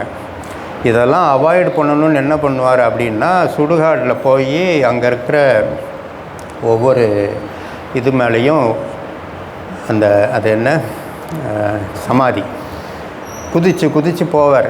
என்ன அந்த இதுலேயும் என்ன பண்ணுவார்னா, ஓம் ஸ்ரீராம் ஜெய ராம் ஜெய ஜெய ராம், ஓம் ஸ்ரீராம் ஜெய ராம் ஜெய ஜெய ராம், ஓம் ஸ்ரீராம் ஜெய ராம் ராம், ஓம் ஸ்ரீராம் ஜெய ராம் ஜெய ஜெய ராம் அப்படின்னு சொல்லி ஒவ்வொரு சமாதியாக குதிச்சு போவார். ரமணாசிரமத்து கணேசன்னா வந்து கிரிவலம் போகக்கூடிய பழக்கம் உள்ளவர். அவர் அந்த வழியாக போகும்போது அங்கே ஆடி பாடி குதிச்சிட்ருக்க பகவான் வேகமாக கணேசனை பார்த்து, கணேஷா எனக்கு நீ வந்து ஒரு 4 கொடுப்பியா அப்படின்னு சொல்லி கேட்பார். இவர் எதுக்குடா கேட்குறாருன்னு சொல்லி இவருக்கு ஒரு ஆனால் கொடுத்துருவார். ஏன்னா அவருக்கு தான் இவர் வந்து யோகீஸ்வரர், ஒரு சித்த புருஷர்னு சொல்லி இப்போ தெரிஞ்சனால அவர் வந்து நம்மளை மாதிரி ஒரு அல்பத்துக்கெல்லாம் பைசாலாம் கேட்க மாட்டார், ஏதோ ஒரு காரணத்துக்காக கேட்குறான்னு சொல்லி 4 எடுத்து கொடுத்துருவார். அந்த 4 எதுக்கு கொடுத்தாருன்னு சொல்லி பகவான் பின்னாடி சொல்கிறார். கணேசனாட்ட என்ன சொல்கிறாருன்னா, 3 4 நாள் சாப்பாடு கிடைக்காது கணேஷா, அது பழகிருச்சு இந்த பிச்சைக்காரனுக்கு. அந்த 4 கொடுத்தா கரிம்பீடின்னு ஒரு பீடி இருக்கும், அந்த பீடியை குடித்தா பசி எடுக்காது, தாகம் எடுக்காது. இந்த பசியும் தாகமும் இந்த பிச்சைக்காரன் உணராமல் இருக்கணுன்றக்காக இந்த பீடியை குடிச்சுட்டு நாம் பாட்டுக்கு இந்த ஓம் ஸ்ரீராம் ஜெய ராம் ஜெய ஜெய ராம், ஓம் ஸ்ரீராம் ஜெய ராம் ஜெய ஜெய ராம், ஓம் ஸ்ரீராம் ஜெய ராம் ஜெய ஜெய ராம், ஓம் ஸ்ரீராம் ஜெய ராம் ஜெய ஜெய ராம் அப்படின்னு சொல்லி இருப்பேன் கணேசன் பின்னாடிலாம் சொல்லியிருக்கார். இப்போ எப்பேற்பட்ட கஷ்டத்தில் இருக்காங்கன்னு சாமி வந்து அப்படி கஷ்டப்பட்டிருக்காரு.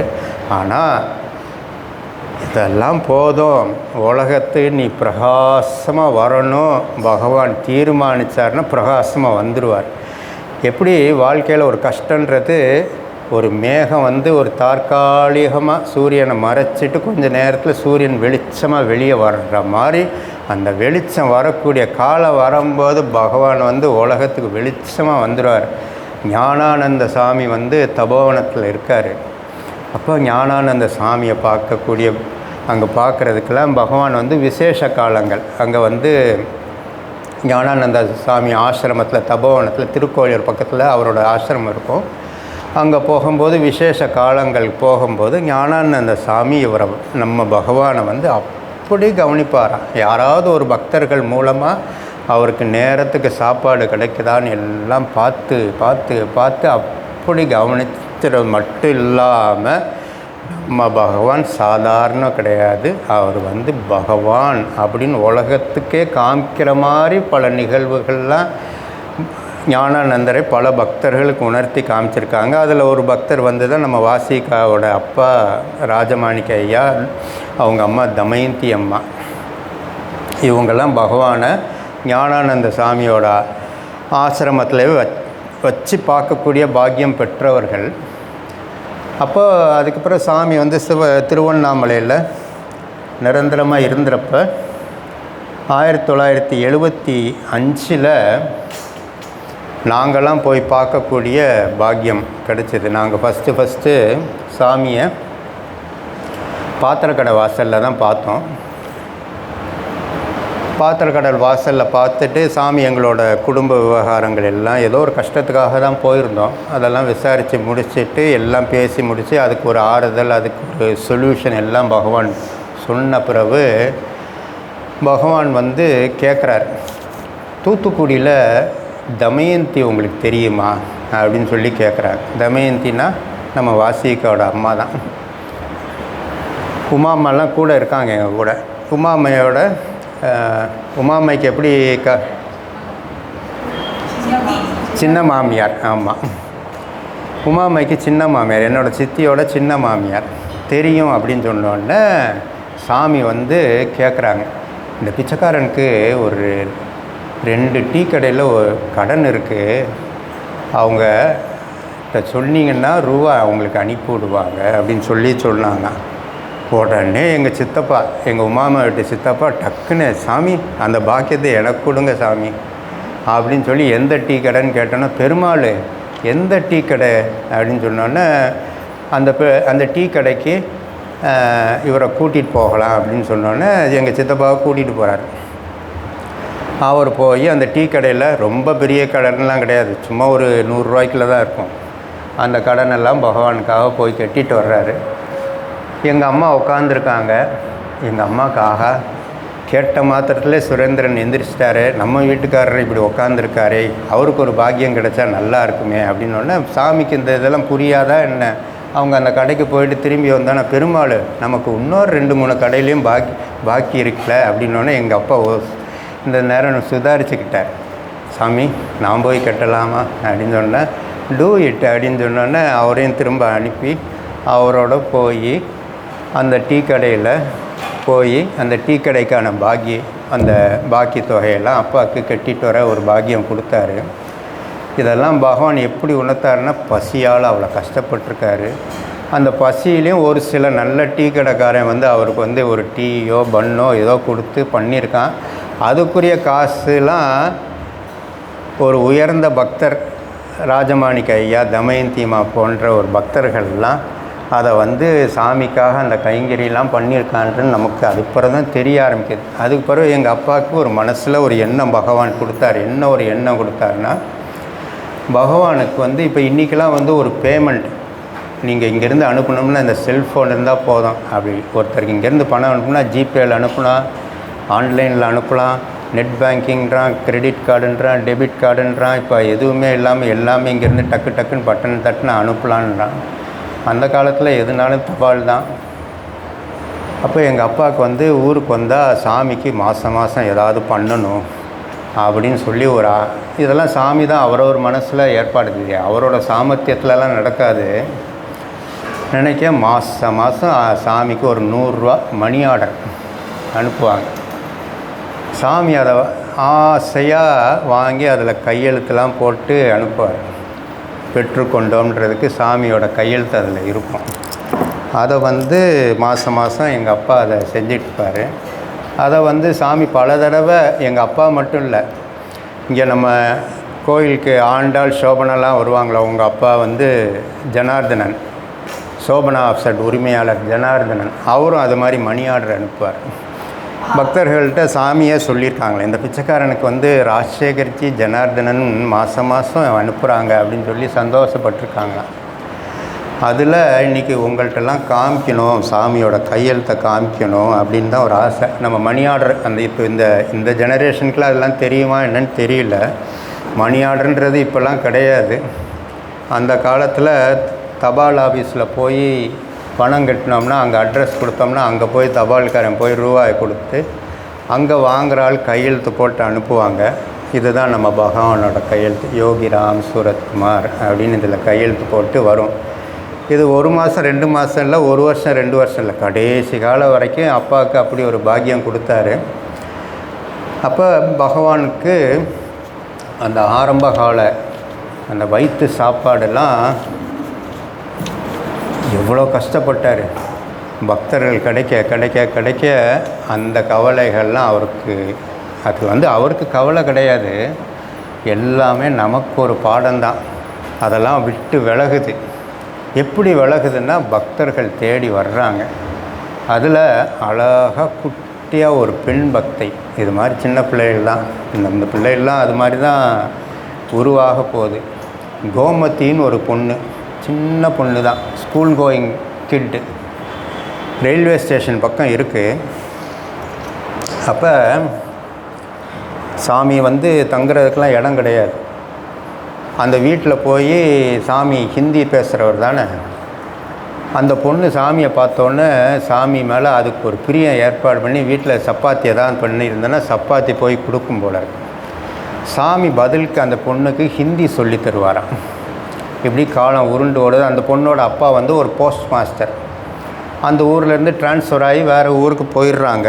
பிறகு சன்னதி தெருலாம் வீடு வந்த பிறகு ஒரு நாள் அப்பன் ஐயங்கார்னு சொல்லி ஸ்ரீரங்கத்திலேருந்து ஒரு டிவோட்டி சாமியை பார்க்க வர்றாரு. அந்த நேரம் பார்த்து பகவானுக்கு இந்த பொண்ணு ஞாபகம் வந்துடுது. கோமத்தின்னு ஒரு சின்ன பொண்ணு இந்த பிச்சைக்காரனுக்காக சப்பாத்தி கொடுப்பா.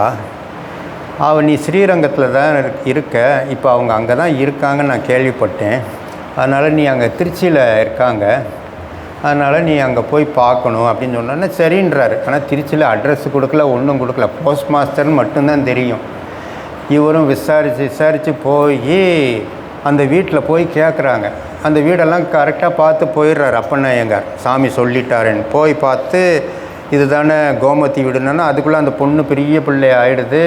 அவரும் போஸ்ட் மாஸ்டராக இருந்து ரிட்டையர் ஆகிடுறார். அப்போ வந்த இடம் சரிதான் புரிஞ்சுக்கிடுறார். புரிஞ்சுட்டு என்ன ஆகுதுன்னா அவங்களாம் அதெல்லாம் மறந்துட்டாங்க. அதுக்கு பிறகு சாமிக்கு அவங்களுக்கு சம்மந்தமே இல்லாமல் ஆயிடுச்சு, மறந்து போயிடுறாங்க. இவர் ஒவ்வொன்றா நினைவுபடுத்துகிறார், இந்த மாதிரி கோமதி உங்கள் பொண்ணு, சாமி நீங்கள் ரயில்வே ஸ்டேஷன் பக்கத்தில் வீட்டில் இருக்கும்போது உங்கள் பொண்ணு சாமிக்கு சப்பாத்தி கொடுத்தாலாம், அதுக்கு பதிலாக சாமி அவருக்கு ஹிந்தி சொல்லி தந்தாரன்னு ஞாபகம் வந்து. ஆமாம், ஒரு பிச்சைக்காரர் மாதிரி ஒருத்தர் இருந்தார், அவர் பெரிய யோகி, இன்றைக்கி உங்கள் பொண்ணை நினச்சிருக்காரு அப்படின்னு சொல்ல இவங்களுக்கு அந்நேரம் ஒரு ப்ராப்ளம். என்ன ஒரு ப்ராப்ளம்னா இந்த பொண்ணுக்கு ஒரு வரன் பார்த்துருக்காங்க. அது கல்யாணம் கைகூடுற நேரம் வரதட்சணை நிறையா கேட்டிருக்காங்க. இவங்களால முடியல, அது நின்று போய் நிற்கிது.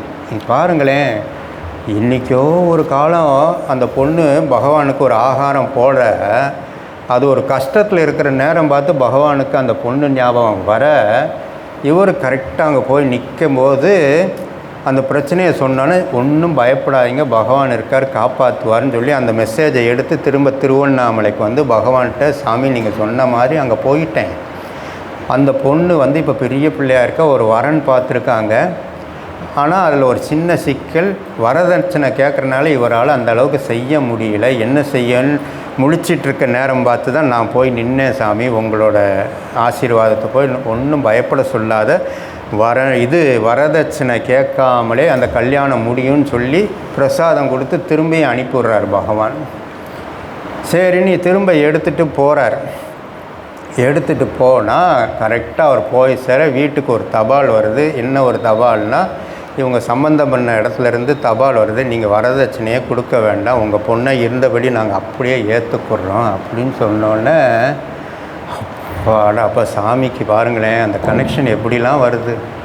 அந்த பிள்ளை இத்தினூண்டாக இருக்கும்போது ஆசையாக சாமியை பார்த்து ஒரு சப்பாத்தி கொடுத்த விஷயம் அதோட வாழ்க்கைக்கு எவ்வளோ நாள் அந்த பிள்ளையே யோகிராம் சூரத்குமாரை மறந்துருச்சு. அப்படி ஒருத்தருக்கு நம்ம சப்பாத்தி கொடுத்தோன்றது கூட மறந்துடுச்சு. பகவான் அதை நன்றியோடு நினச்சி அந்த பிள்ளைக்கு ஒரு கஷ்டம் போது உலகமே அதுக்கு அகெயின்ஸ்டாக நிற்கும்போது நான் வந்து உன்னை கைப்பிடித்து உன்னை மேலே கொண்டு வருவேன்னு சொல்லி நினைவுபடுத்தி வந்து நிற்கிறாருன்னா அப்பேற்பட்ட பகவான்கிட்ட நாமெல்லாம் இருக்கோம்னா நமக்கு என்ன கஷ்டம்? எல்லா கஷ்டத்தையும் நம்மளை தாண்ட வைப்பாருன்றது தான் இது நம்மளுக்கு உணர்த்தி காமிக்கிறார். இப்படி எண்ணற்ற விஷயங்கள் அவருக்கு வந்து ஆசையாக என்ன நீங்கள் ஒரு பூ கொண்டு வந்தாலும் சரி, ஆசையாக ஒரு சின்ன ஆகாரம் கொண்டு வந்து எதுனாலும் ஆசையாக எது செஞ்சாலும் நன்றியை மறக்கவே மாட்டார். நம்மளை பாதுகாத்து நம்மளை கரை சேர்க்கிற பொறுப்பை அவர் வச்சுக்கிறது ஒரு சர்வ நிச்சயம். ஒரு முறை என்னோடய தாய்மாமன் ஞானகிரி கணேசன் எல்லாம் இந்த தடவை ஆகாரத்தை வச்சு தான் நம்ம பார்க்க போகிறோம். ஏன்னா ஆகாரம் வந்து ரொம்ப முக்கியமான ஒரு விஷயம். அதைத்தான் நாயன்மார்கள்லாம் செஞ்சுருக்கிறதுனால ஆகாரத்தை வச்சே நம்ம இந்த தடவை பார்க்கலான்னு ஒரு ஆர்வம். என்ன அப்படின்னா, அவர் வந்து எங்கள் தாய்மாமன் ஞானகிரி கணேசன் வந்து பாண்டிச்சேரி பேப்பர் மில்லில் மேனேஜிங் டைரக்டர்.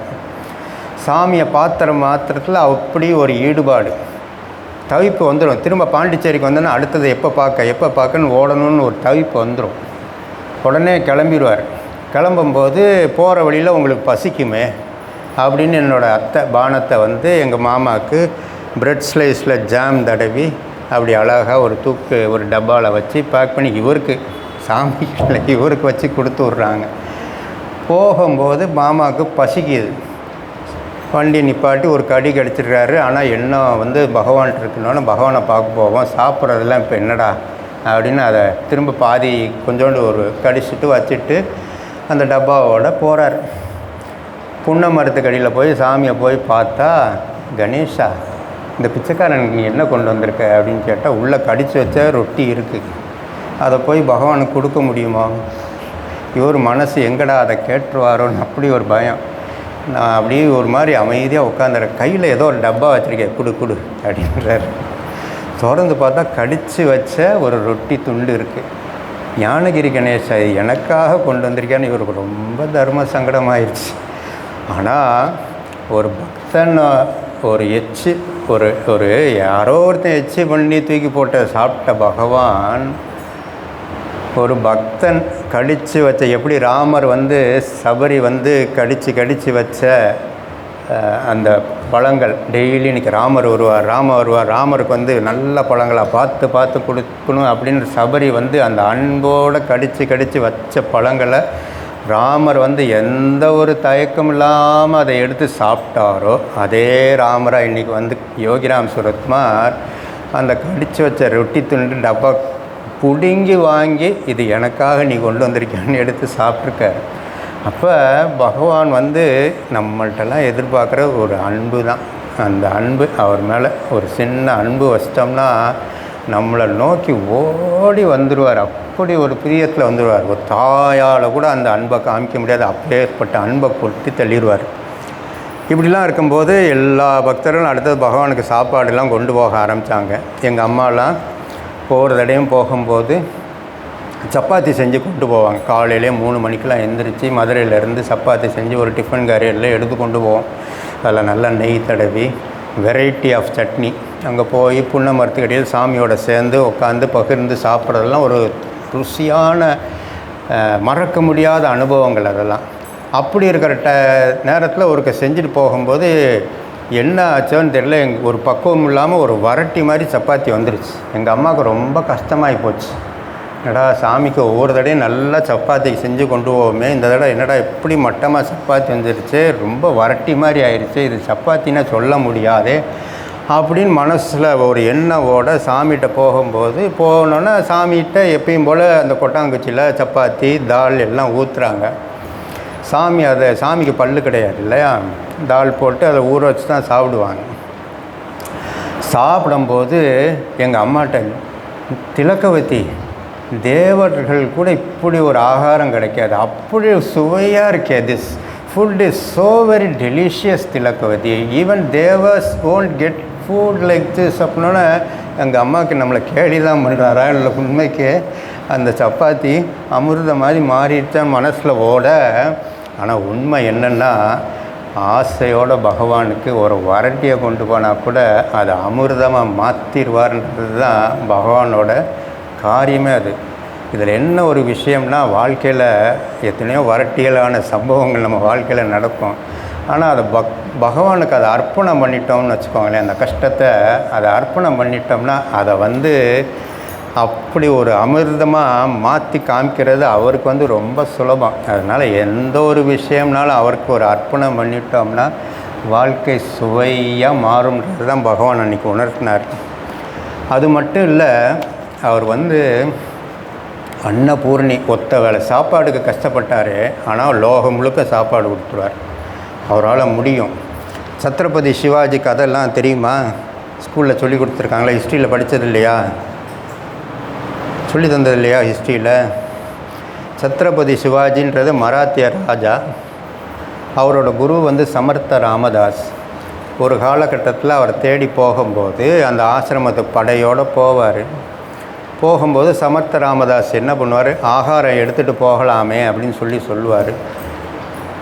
அந்த சத்ரபதி சிவாஜி சமர்த்த ராமதாஸை பார்த்து சொல்லுவார், நான் தனியாளாக வரல, ஒரு பெரும் படையோடு வந்திருக்கேன். இவரோ காட்டுக்குள்ளே, சமர்த்த ராமதாஸ் ஒரு காட்டுக்குள்ளே ஒரு குடிலில் இருக்கார். இத்தனை பேருக்கு எப்படி ஆகாரம் போட முடியும்? அங்கே என்ன பக்கத்தில் என்ன மளிகை கடை இருக்கா, இல்லை பக்கத்தில் ஹோட்டல் இருக்குமா? இதெல்லாம் ஒரு 500-600 வருஷத்துக்கு முன்னாடி எப்படி இருந்திருக்கும்? அவர் மனசில் இப்படி ஒரு எண்ணம் ஓடுது, எல்லோரும் இருப்போம் சாப்பிடுவோம் அப்படின்னா சாப்பாடு போதும்னு சொல்கிற அளவுக்கு எல்லாருக்கும் கிடச்சிருது. இவருக்கு ஒன்றுமே புரியலை. அப்போ குருநாதரால் ஒருத்தரோட வயிற்றை ஈஸியாக நிரப்பக்கூடியன்ற ஒரு சம்பவம். இதெல்லாம் ஒரு மகாராஜாவோட பசியே போக்கக்கூடிய ஒரு பகவானை யார் இருக்க முடியும்னா குருவாக இருக்க முடியும். இப்படி தான் நம்ம பகவானை பார்க்க போகிறதுக்கு ஒரு பக்தை, அவங்க பேர் ரஜினி ராஜகோபாலன். எங்கள் உமாமைக்கு அவங்க எப்படி சிஸ்டர்னால் அது எப்படிக்கா தமிழில் எப்படி சொல்லணும்? எங்கள் உமா சித்தி வீட்டு சித்தப்பாவோட தம்பி ஒய்ஃப் ரஜினி ராஜகோபாலன். அவங்க பகவானுக்கு சப்பாத்தி பண்ணி ஒரு டப்பாவில் வச்சு கொண்டு போகிறாங்க. சாமிக்காக ஆசையாக கொண்டு போகிறாங்க. சாமி வீட்டில் போய் உக்காந்து தரிசனம் பண்ணால் அன்றைக்கின்னு பார்த்து அந்த சந்நிதி தெரு வீட்டில் ஏகப்பட்ட பேர். கொண்டு போனதோ ஒத்த டப்பா சாப்பாடு. ஆனால் ஆச்சரியம்னா டப்பாவிலேருந்து எடுக்க சப்பாத்தி வந்துக்கிட்டே இருக்கு. நம்ப முடியல, எல்லா வயிறையும் நிரப்பிடுறார். அப்போ அவரால் முடியாதது என்ன? ஒன்று தான் நாம் செய்யணும். எது செஞ்சாலும் அவருக்கு ஆசையாக அன்போடு அது செஞ்சோம்னா வந்திருக்கிற அத்தனை பேரையோட ஆசையும் அவர் நிவர்த்தி பண்ணிடுவார்ன்றது சர்வ நிச்சயமாயிருது இல்லையா? அப்போ அவருக்கு செய்கிற ஒரு சின்ன விஷயத்தை கூட ஆசையாக நம்ம பண்ணோம்னா ஆசையாக பல மடங்கு நமக்கு அள்ளி தந்துடுவார்.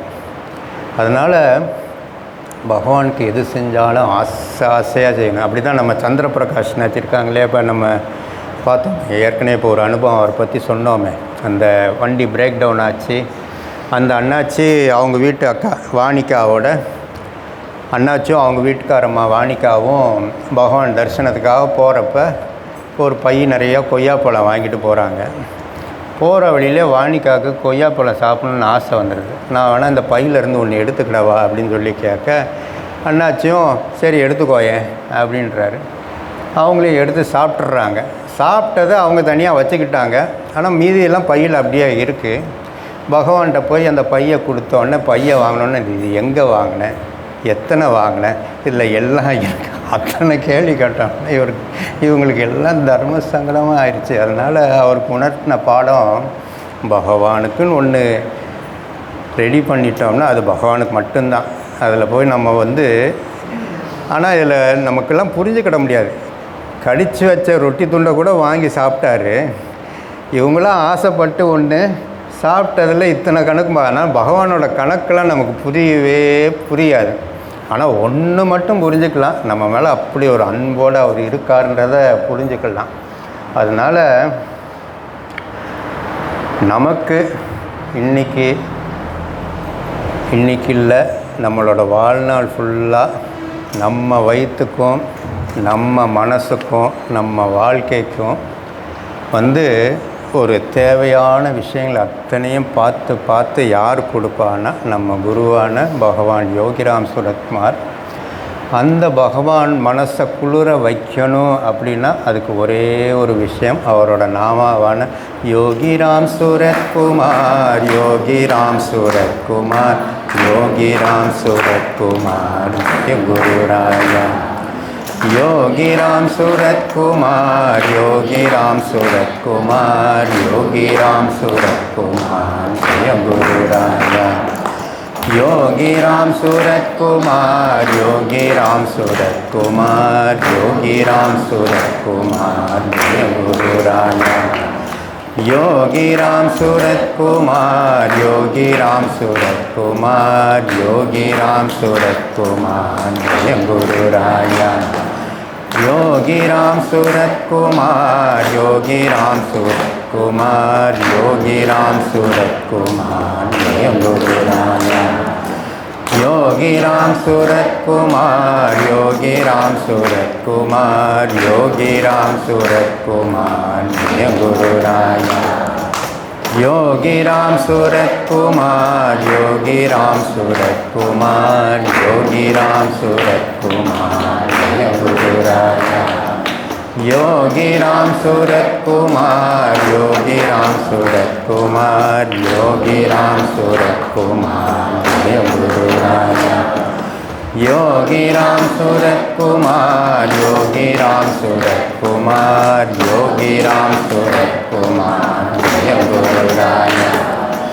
யோகிராம் சுரத்குமார், யோகிராம் சுரத்குமார், யோகிராம் சுரத்குமார் குருராயா.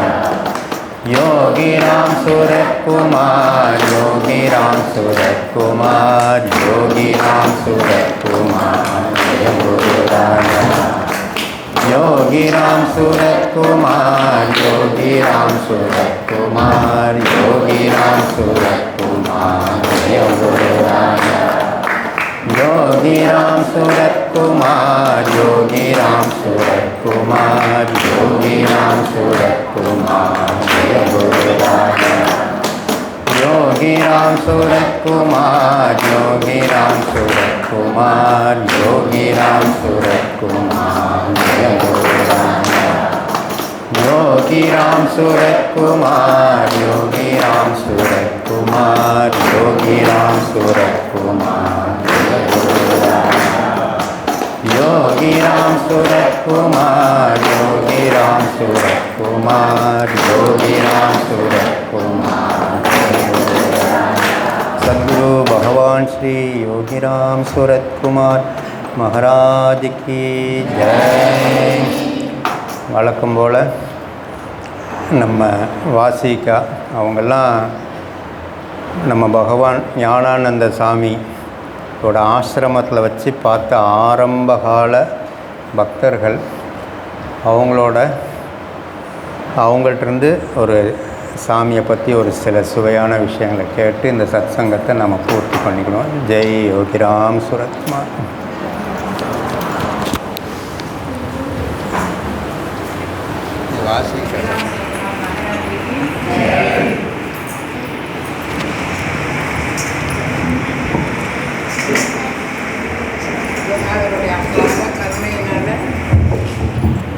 இன்னைக்கு நமக்கெல்லாம் ஒரு சத் சங்கம். அதுலேயும் என்ன அப்படின்னா, ஆகாரத்தை பற்றி அவ்வளவு விஷயங்களையும் தெரிஞ்சுக்கிட்டு வாழ்க்கையில் எப்படி இருக்கணும், எப்படி இருக்கக்கூடாது அப்படின்னு சில விஷயங்களை நம்ம இந்த காதில் வாங்கிட்டு இந்த காதில் விட்டுறாமல் மனசுக்குள்ளே பதிவைக்கக்கூடிய நிகழ்ச்சிகள், விஷயங்கள் இன்றைக்கி நிறையா அருளாளர் குமாரவேல் அவங்க சொன்னாங்க. மாடு அசை போடுற மாதிரி நல்லா சாப்பிட்றோம். வேக வேகமாக சாப்பிட்டுட்டு என்ன செய்யும், மர நிழலில் போய் உட்காந்து அசை போட்டு அதை சுவையை அனுபவித்து வயிற்ற ரொப்பிக்கிற மாதிரி நம்மளும் இன்றைக்கி என்னென்னலாம் நல்ல விஷயங்களை கேட்டோங்கிறத கிரகித்து ஓரளவுக்காது ரொம்ப நம்மளால் சில விஷயங்களை ஃபாலோ பண்ண முடியும். ஆனால் அதுக்கு மனசு வேணும். ஒரு சில நல்ல விஷயங்களாவது சத்சங்கத்துக்கு வந்தால் இதை ஃபாலோ பண்ணணும். பகவான் நமக்கு இதை விஷயமாக கொடுத்துருக்காங்க, இதை எடுத்துக்கணுங்கிற பரிபக்குவம் முதல்ல சத்சங்கத்துக்கு சேர்ந்தால் வரணும். அந்த மாதிரி என்ன அப்படின்னா ஆகாரத்தை பற்றியே ஃபுல்லாக அண்ணாச்சி பேசினதுனால நம்மளுக்கும் என்ன அப்படின்னா வாழ்க்கையில் வந்து என்ன வேண்டியிருக்குன்னா 3 அத்தியாவசிய தேவைகள் தான். ஒன்று என்னது, உணவு, உடை, இருக்க இடம், இவ்வளோ தான் வேணும். ஆரம்ப காலகட்டங்களில் ஞானானந்த தபோவனத்துக்கு நான் சொல்கிறது 1968-70 காலகட்டத்தில் எண்டில் போகத்தில் தபோவனத்துக்குள்ளே நுழைஞ்சா ரொம்ப எளிமை. நான் ஆல்ரெடி சொல்லியிருக்கேன், தபோவனத்துலலாம் மினுக்கு லைட்டு தான், ஒரு ஆள் முகம் ஒரு ஆளுக்கு தெரியாது. தங்கக்கூடிய இடம் வந்து குடில் தான், குடிசை மாதிரி தான் இருக்கும். உள்ளே நுழைஞ்ச உடனேயே சாமியை பார்த்தா நமஸ்காரம் பண்ணால் வேறு விஷயமே சொல்ல மாட்டாங்க.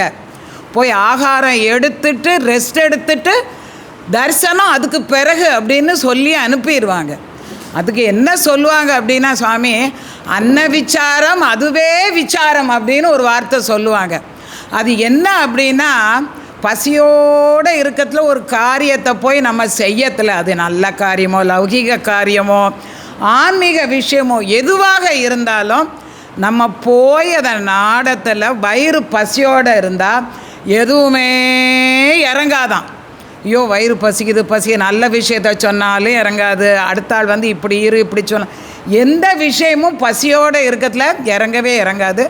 அதிலும் சத்தான விஷயம் எதுவும் தானாக வரவே வராது. நல்ல விஷயங்கள் கண்டிப்பாக வராது. ஒருத்தங்க சொல்லி கொடுக்காம இப்படி செய்யுங்க பண்ணுங்கன்னு சொல்லாமல் நல்ல விஷயம் வரவே வராது. அதனால் ஞானானந்தகிரி சுவாமிகள் என்ன சொல்லுவாங்கன்னா, தபோவன எல்லைக்குள்ளே நுழைஞ்ச உடனே ஆகாரம் பண்ணி ரெஸ்ட் எடுத்துட்டு அதுக்கு பிறகு மற்றவை தரிசனம் அப்படின்னு தான் எப்போ எந்த காலகட்டத்தையும் அவங்க வாக்கிலேருந்து வரும். நல்லா போய் சாப்பிடுவோம். சாப்பாடுன்னா அறுசுவை உண்டியெல்லாம் கிடையாது ஆசிரமத்தில். ஆசிரமம் அப்படின்னாலே ஆசிரமமாக இருக்கும். என்ன வைக்கிறாங்களோ அது வந்து பகவத் பிரசாதம். என்னாச்சு அருளாளர் சொன்னாங்க இல்லையா, பகவான் இடத்துல நம்ம என்ன வந்து சாப்பிட்டாலும் அது பகவத் பிரசாதம். அதை சாப்பிட்டா பகவானை நினச்சிக்கிட்டு பிரசாதம் சாப்பிடத்துல அது வந்து இந்த வயிற்றுக்கு ஒரு ஜான் வயிற்றுக்கு தாராளமாக போதும். அதுக்கு பிறகு நம்ம வந்து ரெஸ்ட் எடுத்துட்டு, ஏன்னா எங்கேருந்தோ நம்ம கிளம்பி ஒரு தாபத்தோடு தரிசனம் பண்ணணுங்கிறதோடு நம்ம வந்து போகிறோம் ஒரு ஆசிரமத்துக்கு. பகவானுடைய தரிசனம் கிடைக்கிறதுல மனசு முதல்ல எப்படி இருக்குன்னா, வேறு விசாரமே இல்லாமல் காலியாக பகவான் என்ன சொல்ல போகிறாங்க அதை ஏற்றுக்கொள்ளணுங்கிற பக்குவத்தை முதல்ல மகான்கள் வந்து ஏற்படுத்தி வச்சுருவாங்க. அப்பேற்பட்ட ஒரு பெரிய நிறை ஞானி தான் ஞானானந்தகிரி சுவாமிகள். அவங்களுடைய இடத்துல அண்ணாச்சி சொல்கிறாங்களே பிச்சைக்கார ஸ்வரூபம். ஆனால் ஒரு நாள் கூட ஞானானந்தகிரி சுவாமிகள் அவரை பிச்சைக்கார ரூபத்தில் பிச்சைக்காரராக பார்க்க வைத்ததே கிடையாது. ஒரு ஞானியினுடைய இடத்துல இன்னொரு ஞானி, இவர் சிவஞானி போய் தரிசனம் பண்ணிக்கோங்கன்னு சுட்டி காட்டினவங்க ஞானானந்தகிரி சுவாமிகள். ஏன்னா பாம்பின் கால் பாம்பறிங்கிற மாதிரி ஒரு ஞானியை இன்னொரு ஞானியால் தான் அறிய முடியுங்கிறபடி ஞானானந்தகிரி சுவாமிகள் சுட்டி காட்டப்பட்ட தெய்வம் சிவஞானின்னு சொல்லுவாங்க. ஞானானந்தகிரி சுவாமிகள் எப்போ பார்த்தாலும் சிவஞானி இவர் ஓர் சிவஞானி அப்படின்னு சொல்லி சாமியை வந்து சுட்டி காட்டினதுனால, அது போக அப்பாவும் இது ஒரு ஞானி நீ இப்போ வந்து இவரை விட்டினா பின்னால் ஒரு காலத்தில் அவரை தேடி நாடி போனாலும் அடைய முடியாது அப்படின்னு சொன்னதுனால சின்ன வயசுலேயே சுவாமியை வந்து சுவாமியினுடைய கருணைக்கு பாத்திரமாக கூடிய ஒரு பாக்கியம். சுவாமியினுடைய பிரசாதம் சொன்னாங்கள்ல, போனால் ஒரு நாள் கூட நம்மளும் பகவானுக்கு வந்து சுட்டி காட்டிப்பட்டபடி ஒரு வெறுங்கையோட ஒரு ஞானியை பார்க்க போத்தில் ஒரு எலுமிச்சம்பழம், ஒரு பூ, ஒரு நெல்லிக்கனியாவது கொண்டு போகணும். ஒரு ஞானியை பார்க்க போத்தில் வெறுங்கையோட சொன்னாங்கள். அவருக்கு நம்ம ஒரு சின்ன விஷயத்தை படிக்கிறதுல அது 10 மடங்கு 100 மடங்கு 1000 மடங்கு லட்சம் கோடி மடங்காக திரும்பி வருங்கிறது சத்தியம். அதனால் ஒரு ஞானியை பார்க்க போத்தில் ஏனோ தானோன்னு ஒரு கோயிலுக்கு போனால் கூட ஒரு கற்பூரம் வெறுங்கையோடு போகக்கூடாதுங்கிறது சாஸ்திரம். அதுவும் ஒரு நிறை ஞானியை பார்க்க போத்தில் வெறுங்கையோடு போகவே கூடாது. ஒரு சின்ன எலுமிச்சம்பழமாவது கொண்டு போய் அவர்கிட்ட வைக்கிறதுல அதுவே நமக்கு 1000 மடங்காக திரும்பி வருங்கிற மாதிரி யோகிராம் சுரத்குமார் எப்போ போனாலும் கருணை. அவங்க அந்த பால், தயிர், பழங்கள், அது இது நம்ம கொண்டு போனது எல்லாத்தையும் இருக்கிற எல்லாருக்கும் பகிர்ந்து கொடுத்துட்டு சாமி சாப்பிட மாட்டாங்களா அப்படின்னு நினச்சிட்டு இருக்கிறதுலையே இவ்வளோ அள்ளி வாயில் போட்டுட்டு அவங்களுடைய கடாட்சத்தினால நமக்கு அவங்களுடைய அருளை வாங்கி கொடுத்த காலகட்டங்கள் ஏராளம். இன்னைக்கு பார்த்தா தபோவனமாகட்டும், யோகிராம் ஆசிரமமாகட்டும், அண்ணன் அருளால் சொன்ன மாதிரி அத்தனை பேர் இப்போ வீட்டில் ஒரு கல்யாண நாள், ஒரு பிறந்த நாள், இல்லை ஒரு பெரியவங்க மறைந்த நாள் அப்படின்னு சொல்லி என்ன செய்யனா நிறைய ஆசிரமங்கள் இருக்குது. ஆனால் யோகி ஆசிரமத்தில் எப்படின்னா அன்னைக்கு போனால் அந்த சிராத்த நாள் அன்னைக்கு நம்ம பெரியவங்க பேரில் இன்றைக்கி ஒரு அன்னதானம் பண்ணிடுங்க, ஒரு சிறப்பு அன்னதானம் பண்ணிடுங்க அப்படின்னா நூற்றுக்கணக்கு ஆயிரக்கணக்கான பேர் அந்த பிரசாதத்தை சாப்பிட்டுட்டு நம்ம குடும்பத்துக்கு என்ன குலம் தழைக்கணும் இல்லையா, பித்திருக்களை நினைக்கக்கூடிய காலகட்டம் இப்பொழுது. இந்த அமாவாசை வருதுன்னா இது மகாலய பட்சம்னு பேர் இதற்கு.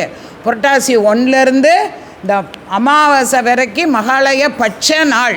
பெரியவங்க மறைந்தவர்கள்லாம் என்ன பண்ணுறாங்க, இந்த 15 நாட்கள் மட்டும் அவங்க எங்கே இருந்தாலும் இருக்கிற இடத்த விட்டு நம்ம இடம் தேடி எனக்கு ஏதாவது பண்ணிட மாட்டாங்களா அப்படின்னு சொல்லிவிட்டு அவங்க ஆசையை அள்ளி தட்டி போட்டுவிட்டு செல்லக்கூடிய இந்த காலகட்டம் இந்த மகாலய அமாவாசை வரைக்கும்.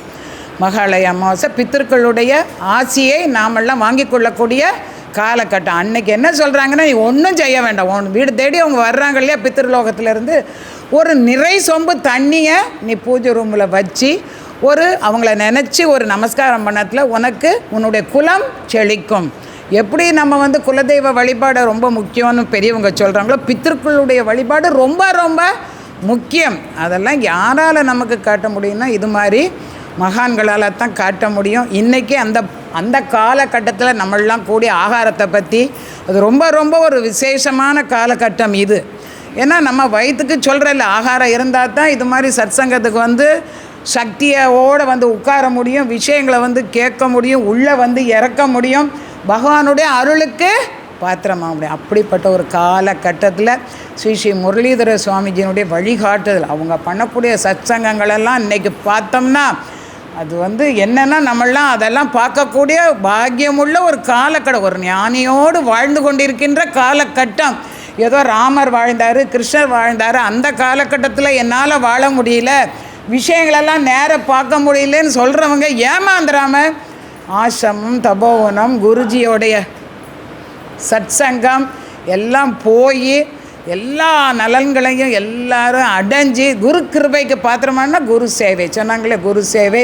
அந்த சின்ன சின்ன கைங்கரியம், ஆசிரமத்துக்கு பண தேவை பெருசாக நடக்குது, தேவையில்லை அப்படிங்கிறது. நம்மளுடைய பங்கு என்ன? ஒரு ராமாயணத்தில் ஒரு அணில் என்ன பண்ணுது, ஈரத்தில் போய் கடலில் நனைஞ்சு மண்ணில் உருண்டு ராம சேவை பண்ணுற மாதிரி எனக்கும் அந்த பாக்கியம். 1 ரூபாயா, 5 ரூபாயா, 10 ரூபாயா, அதில் பாரபட்சமே கிடையாது. கோடி பண்ணுறவங்க தான் விசேஷம், 1 ரூபா 10 ரூபா பண்ணுறவங்க குறைச்சிங்கிறதே கிடையாது குரு கைங்கரியத்தில். நம்மளால் என்ன முடியுதோ பகவான் இதை உங்களுக்கு நான் அர்ப்பணம் பண்ணுறேங்கிறதுல அதுவே நமக்கு வாழ்க்கைக்கு எல்லா சேமத்தையும் கொடுக்குங்கிற நம்பிக்கையை வச்சுக்கிட்டு மேலும் மேலும் சத்சங்கம் கிடைச்சா போதும்னு திருப்தி வரவே கூடாது. இன்னும் எங்கே சத்சங்கம் கிடைக்கும், எங்கே கிடைக்கும், இன்றைக்கி இதை விட்டுட்டா நாளைக்கு இந்த சந்தர்ப்பம் எனக்கு கிடைக்குமா அப்படின்னு துடிச்சு நல்ல சத்சங்கம், சத்தான முத்தான ஒரு பாத்திரம் அறிந்து பிச்சை எடுங்கிற மாதிரி எங்கே போனால் நமக்கு அருள் கிடைக்குங்கிற சத்சங்கத்தை தவற விடாது சேர்ந்திருந்து எல்லாரும் குரு கிருபைக்கு பாத்திரமாக வேண்டும் என்று இந்த நல்ல சந்தர்ப்பத்தில் வேண்டி வணங்கி கொண்டு சத்குருநாத் மகாராஜ் கி ஜெய், ஸ்ரீ முரளீதர மகாராஜ் கி ஜெய். சர்வம் யோகிராம் சுரத்குமாரார்ப்பணமஸ்து.